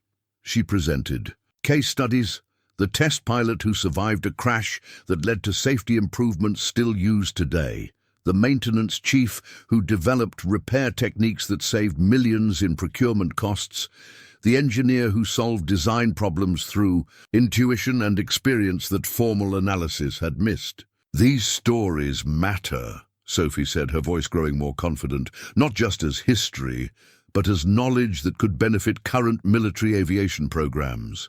The veterans I interviewed have insights that can't be learned from technical manuals or computer simulations."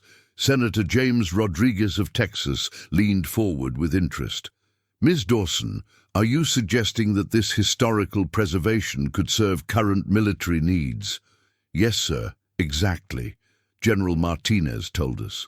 "That some of the modifications my grandfather made to these aircraft represent solutions to problems the military is still working on. But the veterans I interviewed have knowledge about how those modifications worked in real-world conditions, knowledge that could be incredibly valuable for current aircraft development." Senator Williams asked the critical question, "Ms. Dawson, how would you balance the educational value of these stories with the security requirements that still apply to some of this technology?" Sophie had prepared for this question, understanding it would determine whether their proposal could succeed. "Senator, my grandfather's museum charter includes provisions for different levels of access. Some stories and aircraft could be displayed publicly, others could be available to researchers with appropriate clearances, and the most sensitive materials could be accessible only to current military personnel." She clicked to a demonstration of her digital archive system, showing how information could be categorized and accessed based on security levels. The technology exists to create educational programs that respect security requirements while still preserving important history. The questions continued for 2 hours, covering everything from funding mechanisms to security protocols to educational standards. Sophie answered with a combination of passionate advocacy and practical detail that impressed even the most skeptical senators. When the hearing concluded, Senator Williams made closing remarks that would determine the fate of the Millfield Aviation Heritage Foundation. This subcommittee will recommend that the Department of Defense enter into a formal partnership with the Millfield Aviation Heritage Foundation, subject to appropriate security oversight and educational standards. The senators filed out, leaving Sophie and Cal alone in the hearing room, both exhausted and exhilarated by what they had accomplished. "Your mother would be so proud," Cal told his daughter, putting his arm around her shoulders. "She'd be proud." "Of both of us," Sophie replied. "We fought for something important and we won." The flight back to Millfield gave them time to process what had happened. In less than 2 weeks, they had gone from discovering a hidden hangar to convincing the United States Senate that their preservation effort deserved federal support. "Dad," Sophie said as they flew over the Midwest, "do you think Grandpa knew this would happen?" Cal considered the question, thinking about the museum charter, the strategic preservation of specific aircraft, the careful documentation, and the symbolic $22 price tags that had brought them to this moment. "I think your grandfather was a man who prepared for possibilities he hoped would someday become realities." When they landed in Phoenix and began the drive back to Millfield, Cal's phone rang with a call from General Martinez. Her news was the final confirmation they needed. "Cal, the Department of Defense has approved the partnership agreement. You have authorization to proceed with establishing the Millfield Aviation Heritage Foundation as a dual-purpose facility, serving both historical education and military research interests." Sophie grabbed her father's hand, her eyes bright with tears of relief and joy. "We did it, Dad. We really did it." Cal pulled into the parking lot of a roadside diner, needing a moment to process the magnitude of what they had accomplished. Through the restaurant window, he could see families sharing meals, children laughing, people living ordinary lives made possible by the extraordinary sacrifices of people like his father. "Sophie," he said, "your grandfather spent 40 years believing that some things are too important to let disappear. You've spent 2 weeks proving he was right." Sophie looked out at the ordinary scene through the diner window, understanding. Now that their victory represented more than saving a collection of aircraft, they had preserved the stories of people whose service had protected the freedom of families to gather for simple meals, children to dream about their futures, and communities to come together when something important needed protecting.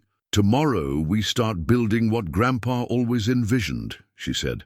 "A place where history and the future can learn from each other." Cal nodded, feeling the weight of responsibility and the lightness of hope combining in ways he hadn't experienced since Elena's death. "Tomorrow we start building something worthy of the people who trusted us with their stories." As they entered the diner to celebrate with coffee and pie, both father and daughter understood that their real work was just beginning. They had won the right to preserve their grandfather's legacy, but now they had to prove worthy of the trust that senators, generals, and veterans had placed in them. The museum charter crinkled in Cal's jacket pocket, Richard Dawson's final gift, transformed from legal document to sacred trust, carrying the hopes and sacrifices of 3 generations forward into an uncertain but promising future. The judge's gavel represented more than judicial authority. It symbolized the moment when all their hopes, efforts, and dreams would be either validated or destroyed. Judge Margaret Chen, no relation to Sarah and Marcus, presided over the final legal challenge to the Millfield Aviation Heritage Foundation with the measured attention of someone who understood the historical significance of her decision. The courtroom in the federal courthouse in Phoenix was packed with an unlikely coalition. Veterans in their dress uniforms, government officials in dark suits, museum curators with briefcases full of documentation, and Millfield residents who had driven 3 hours to support their neighbors' fight for something they still didn't fully understand but instinctively believed in. The challenge had come from an unexpected source: the Heritage Aircraft Preservation Society, a well-funded organization that claimed the Millfield collection belonged in established museums with proven track records, not in the hands of amateur enthusiasts in a small farming community. Their attorney, Robert Harrison, no relation to The deputy secretary was everything Cal had expected from corporate legal representation: expensive suit, polished presentation, and arguments that reduced 40 years of Richard Dawson's dedication to simple questions of proper institutional custody. Your Honor, Harrison argued, while we admire the passion of the Dawson family, passion alone does not qualify someone to manage aircraft worth millions of dollars and containing sensitive technology. These historical artifacts deserve professional, curatorial care, not hometown enthusiasm. The attorney presented photographs of climate-controlled museum facilities, credentials of professional curators, and security systems that made the Millfield hangar look primitive by comparison. His case was logical, well-funded, and utterly devoid of understanding about what Richard Dawson had actually built. Sophie sat in the front row beside her father, her hands clenched so tightly that her knuckles had gone white. The digital archive that had consumed her life for the past month was reduced to amateur documentation in the opposing attorney's presentation, and the veteran testimonies she had carefully collected were dismissed as emotional anecdotes lacking historical rigor. When their turn came to present, Jake Morrison stood with the bearing of someone who had faced enemy fire and lived to tell about it. His voice carried the authority of 30 years in military service as he addressed the court. Your Honor, I served with Richard Dawson on the original Eagle's Rest Preservation Project. The opposing counsel calls his work amateur enthusiasm, but I can tell you that Dick Dawson's preservation techniques exceeded professional museum standards by decades. The aircraft in that hangar are in better condition today than when they were first stored. Jake presented technical documentation that refuted every claim about inadequate preservation methods.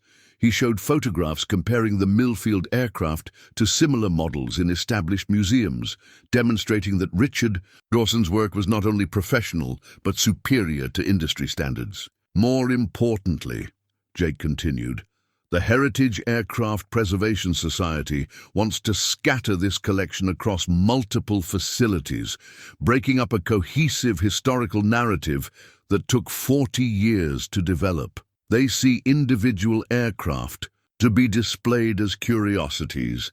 We see a complete story of Cold War technology preservation that deserves to be kept together. The government's position was presented by General Martinez, who spoke with the measured authority of someone representing national security interests.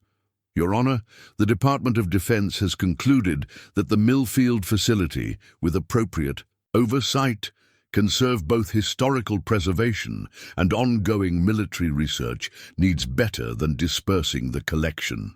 The integrated nature of Mr. Dawson's work, combining aircraft preservation with documentation of human knowledge, creates educational opportunities that would be lost if the collection were broken apart. But the most powerful testimony came from Frank Morrison, the 82-year-old Korean War veteran whose story had been the first Sophie recorded. He approached the witness stand with the careful steps of advanced age, but spoke with the clear voice of someone who had lived through history and understood its importance. Your Honor, I flew aircraft like these in combat. I visited museums where they display planes like museum pieces, clean, pretty, and completely disconnected from the people who flew them, maintained them, and died in them. Frank's voice grew stronger as he continued. What that young lady Sophie created in Millfield is different.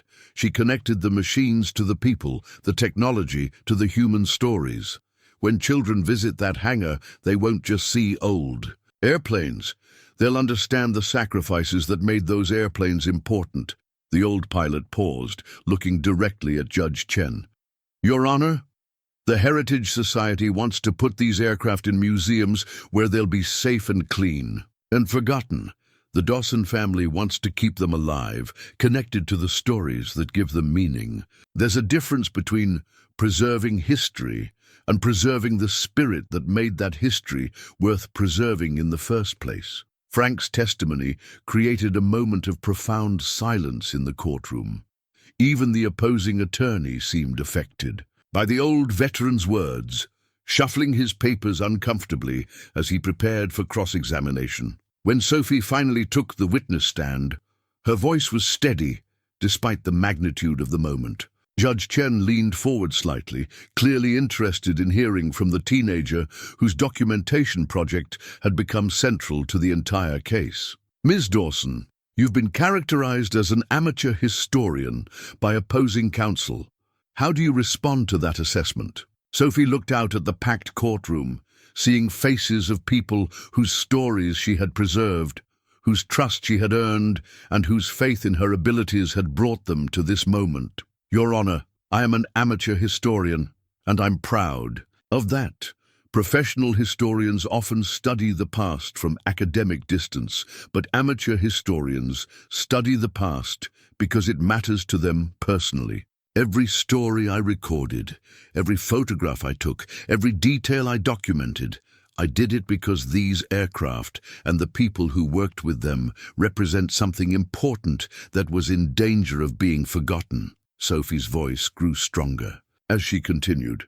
The Heritage Society says they want to preserve these aircraft properly, but what they really want is to turn them into static displays. They want to separate the machines from the stories, the technology from the people who created and used it. That's not preservation, that's just expensive storage. Judge Chen asked the question that would determine everything. Ms. Dawson, if this court allows your family to retain custody of this collection, how can you guarantee that it will receive proper care and serve legitimate educational purposes? Sophie had prepared for this question for weeks, but her answer came from the heart rather than from any legal brief. Your Honor, I can't guarantee anything except that we will honor the trust that has been placed in us. My grandfather spent 40 years preserving these aircraft because he believed they were too important to lose. My father and I are committed to spending however many years we have left, making sure that his work serves the purposes he intended, preserving both the technology and the human stories that give that technology meaning. Judge Chen's decision would determine the fate of 46 aircraft, 3 generations of Dawson family legacy, and the dreams of a community that had rallied around something they believed was worth preserving. The silence in the courtroom was absolute as she reviewed her notes one final time. This court has heard compelling arguments from both sides, Judge Chen began, her voice carrying the weight of judicial consideration. The Heritage Aircraft Preservation Society presents a strong case for institutional custody based on established museum practices and professional credentials. Cal felt his heart sink as the judge's opening seemed to favor their opponents. Beside him, Sophie gripped his hand with desperate intensity. However, Judge Chen continued, this court must consider not just the preservation of physical artifacts, but the preservation of their historical context and educational value. The testimony presented by the Dawson family demonstrates that they have created something unprecedented, a collection that integrates technological preservation with human narrative in ways that serve both historical education and continuing research needs. The judge paused, looking directly at Sophie. Ms. Dawson, your documentation project represents exactly the kind of comprehensive historical preservation that our educational institutions should encourage. The digital archive you've created connects these aircraft to the people who built, flew, and maintained them in ways that purely institutional preservation cannot match. Sophie felt tears of relief beginning to blur her vision as she realized the judge's decision was moving in their favor. Furthermore, Judge Chen continued, the Department of Defense has testified that the integrated nature of the Millfield collection serves ongoing national security research interests that would be compromised if the aircraft were dispersed to multiple institutions. The court cannot ignore testimony from senior military officials that this preservation effort serves current defense needs. The Heritage Society's attorney shifted uncomfortably as his institutional advantages were systematically dismantled. By the judge's reasoning, most importantly, Judge Chen said, this court recognizes that historical preservation is not just about maintaining physical artifacts, it's about preserving the knowledge, stories, and human connections that give those artifacts meaning. The testimony of veterans who have shared their stories with Ms. Dawson demonstrates that the Millfield collection has become something more valuable than the sum of its parts. Judge Chen lifted her gavel, and the courtroom held its collective breath. This court rules in favor of the Millfield Aviation Heritage Foundation. The Dawson family has demonstrated both the capability and the commitment necessary to preserve this collection while serving legitimate educational and research purposes. The Heritage Aircraft Preservation Society's petition for custody transfer is denied. The gavel came down with a sound that echoed through the courtroom like thunder.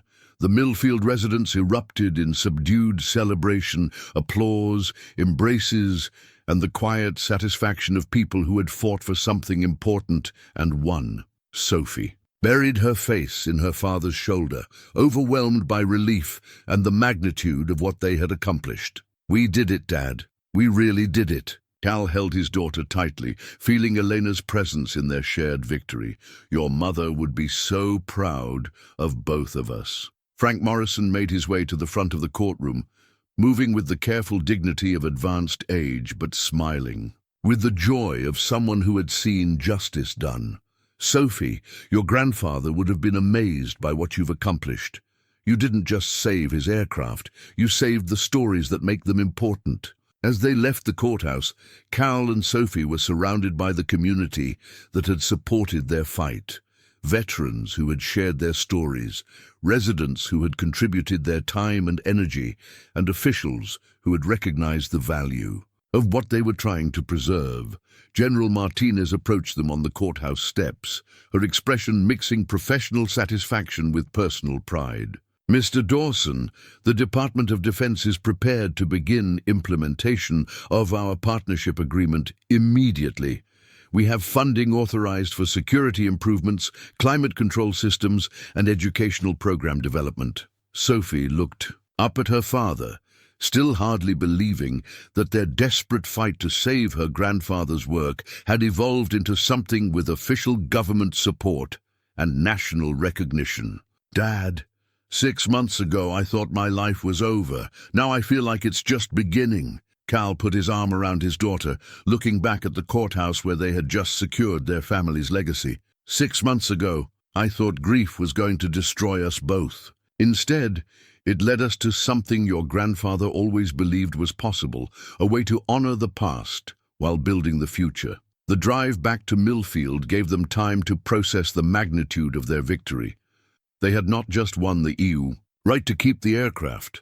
They had won recognition that their approach to historical preservation represented something valuable and unique. "Sophie," Cal said as they crossed into familiar territory, "are you ready for what comes next? Running a museum is going to be a lot different from fighting to create one." Sophie was quiet for a moment, considering the responsibility that lay ahead. "Dad, I've been thinking about that. The digital archive was just the beginning. Now we get to build something that serves all the people who trusted us with their stories." As they crested the hill that revealed Millfield spread out in the valley below, both father and daughter could see the hangar in the distance, no longer a forgotten relic, but the future home of something unprecedented, a museum that would honor both technology and the human stories that gave that technology meaning. Cal's phone rang with a call from Martha, who had stayed behind to coordinate the celebration being planned at the hangar. "Cal, you better get back here soon. We've got people driving in from 4 states to celebrate, and Tom Rodriguez says there are news crews setting up in the parking lot." Sophie laughed, the first truly joyful sound Cal had heard from her since Elena's death. "Dad, I think we're about to become famous. Are you ready for that?" Cal asked. Sophie looked toward the hangar where her grandfather had spent 40 years preserving aircraft and dreams with equal dedication. Grandpa spent all those years working in secret, believing that someday his work would matter to people, beyond himself. I think he'd be happy to know that someday finally arrived. As they pulled into the hangar parking lot, they were greeted by a crowd of supporters, news cameras, and the aircraft that had brought them all together. The restored F-86 engine that Cal and Sophie had been working on was running for the first time in decades, its sound echoing across the airfield like a promise that important things, properly preserved, could live again. Sophie stood beside her father, watching the celebration of their victory and understanding that they had accomplished something her grandfather had only dreamed possible. They had transformed a hidden collection into a public treasure, and in doing so, they had transformed themselves from a grieving family into the guardians of something larger than their own loss. The judge's gavel had secured their legal victory, but the real victory was evident in the faces of the people who had come to celebrate. Veterans whose stories would be preserved, students who would learn from preserved history, and a community that had discovered the power of fighting for something they believed was important. "Dad," Sophie said, her voice bright with purpose and possibility, "I think we're going to be very busy for the rest of our lives." Cal smiled, feeling the weight of responsibility and the lightness of hope combining in ways that reminded him of the best moments of his marriage to Elena. "I can't think of any better way to spend the time we have left." The sun set over the hangar, casting long shadows across the aircraft that had survived war, secrecy, and bureaucratic indifference to find their way to a new purpose. Tomorrow would bring the work of building the museum, but tonight was for celebrating the victory of people who had refused to let important things be forgotten. 6 months after Judge Chen's gavel secured their victory, Cal stood beside the bright red ribbon that would officially open the Millfield Aviation Heritage Foundation to the public. The ribbon itself had been donated by Frank Morrison, cut from the parachute silk he had carried during his Korean War service, a simple gesture that perfectly captured what they had built. The hangar had been transformed while maintaining its essential character. Climate control systems hummed quietly in the background, maintaining perfect conditions for the preserved aircraft. Security cameras and motion detectors provided the oversight that government partnership required, but they were discreetly placed to avoid intruding on the visitor experience. Most importantly, the aircraft themselves remained exactly as Richard Dawson had preserved them, each one bearing its original $22 price tag as a reminder that their true value lay in their significance to the people who cared about them. Sophie, now 17 and accepted to MIT's aerospace engineering program for the following fall, stood beside the museum's centerpiece, a multimedia presentation that combined technical specifications with the personal stories she had collected. Her digital archive had evolved into something far beyond her original school project, becoming the foundation for educational programs that served everyone from elementary school students to military researchers. "Are you nervous?" Cal asked his daughter as they watched the crowd gathering for the opening ceremony. Sophie shook her head, her confidence a stark contrast to the withdrawn teenager who had discovered the hidden hangar just 8 months earlier. "I'm excited. We're about to share Grandpa's work with the world." The opening ceremony brought together the unlikely coalition that had made their success possible. General Martinez represented the Department of Defense, Dr. Vasquez brought greetings from the Smithsonian, and Senator Williams had driven down from Phoenix to deliver keynote remarks. But the most important guests were the veterans whose stories had become inseparable from the aircraft they had served with. Frank Morrison, now 83 and moving more carefully but with undiminished spirit, was given the honor of cutting the ribbon. His hands shook slightly as he held the scissors, but his voice was strong as he spoke to the assembled crowd. "These aircraft represent more than just machines," Frank said. They represent the dreams of the people who designed them, the skills of the people who built them, the courage of the people who flew them, and the dedication of the man who preserved them. Richard Dawson spent 40 years making sure these stories wouldn't be forgotten. Today, his granddaughter and son are making sure they'll be remembered forever. The scissors cut through the parachute silk with a satisfying snap, and the Millfield Aviation Heritage Foundation officially opened its doors to a world that had been waiting decades to hear these stories. The first visitors moved through the hangar with the wonder Cal had hoped to see. Children pressed their faces against cockpit canopies, asking endless questions about how the aircraft worked and what it felt like to fly them. Their parents read the information displays that Sophie had created, learning about Cold War technology development and the secret preservation program that had saved it. College students with aerospace engineering textbooks took detailed photographs and notes, studying modifications that wouldn't appear in any classroom curriculum. Military researchers, with appropriate security clearances, accessed the restricted sections where the most sensitive technologies were preserved for continuing study. But the most moving moments came when veterans encountered aircraft they had personal connections to. Cal watched an elderly woman break into tears beside the T-38 trainer, where her late husband had taught young pilots to fly. Her granddaughter held her hand as she shared stories that became part of the museum's growing oral history collection. Marcus Chen, now 18 and working as Sophie's assistant while studying computer science, had developed interactive displays that allowed visitors to explore the aircraft in unprecedented detail.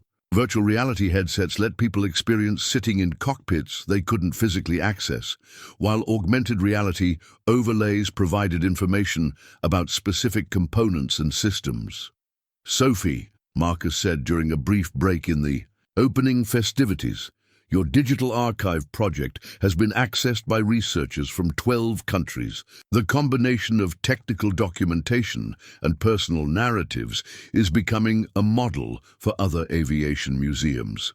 Sophie smiled with the satisfaction of someone who had seen a small idea grow into something internationally significant. "That's exactly what Grandpa would have wanted, for his work to inspire other preservation efforts."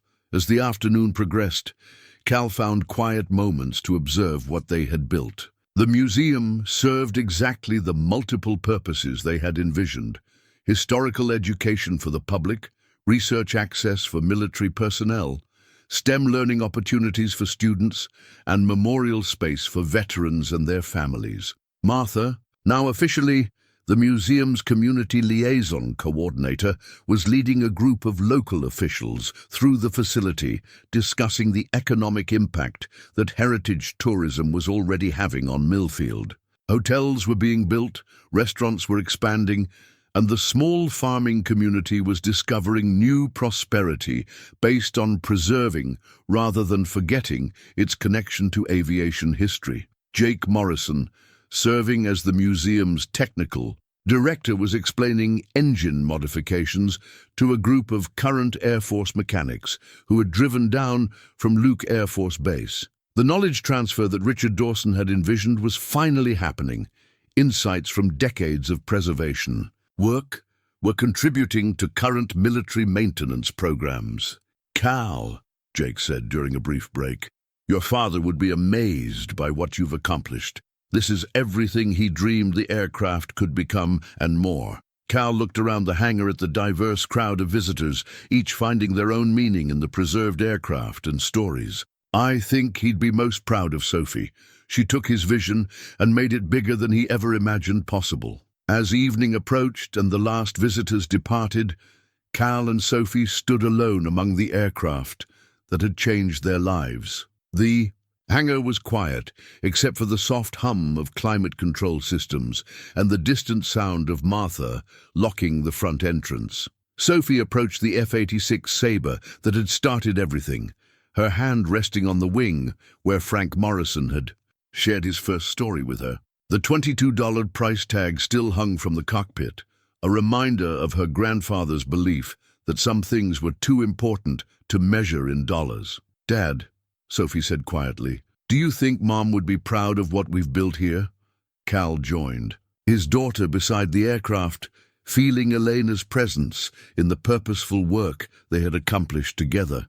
"Your mother always said that the best way to heal from loss was to create something that honored the person you'd lost while serving the people still living. I think this museum does exactly that." Sophie nodded, understanding that their success represented more than just preserving aircraft or winning legal battles. They had transformed grief into purpose, loss into legacy, and isolation into community connection. "The MIT acceptance letter came today," Sophie said. "I'll be studying aerospace engineering, but I want to specialize in historical preservation techniques. There are so many other collections like Grandpa's that need proper documentation and care." Cal smiled, seeing his daughter's future stretching ahead, filled with purpose and possibility. "Are you planning to come back to Millfield after college?" Of course," Sophie said without hesitation. "This museum will always need someone who understands both the technology and the stories. Besides, Marcus and I have plans for expanding the digital archive project to other aviation heritage sites." As they prepared to lock up the museum for the night, Cal took one last look around the hangar that had become the center of their lives. The aircraft sat in their carefully maintained rows, no longer forgotten relics, but active participants in ongoing education and research. The memorial wall displayed photographs and stories of veterans whose service was finally being recognized. The research library contained technical documentation that was contributing to current military programs. Most importantly, the museum had become exactly what Richard Dawson had envisioned, a place where the past informed the future, where human stories gave meaning to technological achievements, and where dedication to preserving important things was honored and continued. Sophie turned off the lights, leaving only the security system's soft glow to watch over the aircraft through the night. "Dad, tomorrow we start planning the expansion. Dr. Vasquez thinks we might be able to acquire some additional aircraft from other preservation programs." Cal put his arm around his daughter as they walked toward the parking lot, feeling the deep satisfaction that comes from completing something important and doing it well. "Tomorrow, we continue your grandfather's work. Tonight, we celebrate what we've already accomplished." Above them, the first stars were appearing in the clear desert sky, the same stars that had guided the pilots who flew these aircraft in their original service. The hangar stood behind them, no longer a repository for forgotten dreams, but a bridge between the sacrifices of the past and the possibilities of the future. The $22 price tags had ensured that the aircraft found caretakers who valued their significance over their monetary worth. The Secret Service badge had revealed the full scope of Richard Dawson's dedication to protecting important things. But the grand opening ribbon, cut from a veteran's parachute silk, represented the completion of a mission that had taken 3 generations to accomplish, turning preserved history into living education that would serve communities and individuals for decades to come. Cal and Sophie drove home through the quiet streets of Millfield, knowing that tomorrow would bring new visitors, new stories to collect, and new opportunities to prove that some things are too important to let disappear. They had saved their grandfather's work, rebuilt their relationship, and created something that would outlast them both. A testament to the power of ordinary people who refuse to let extraordinary things be forgotten.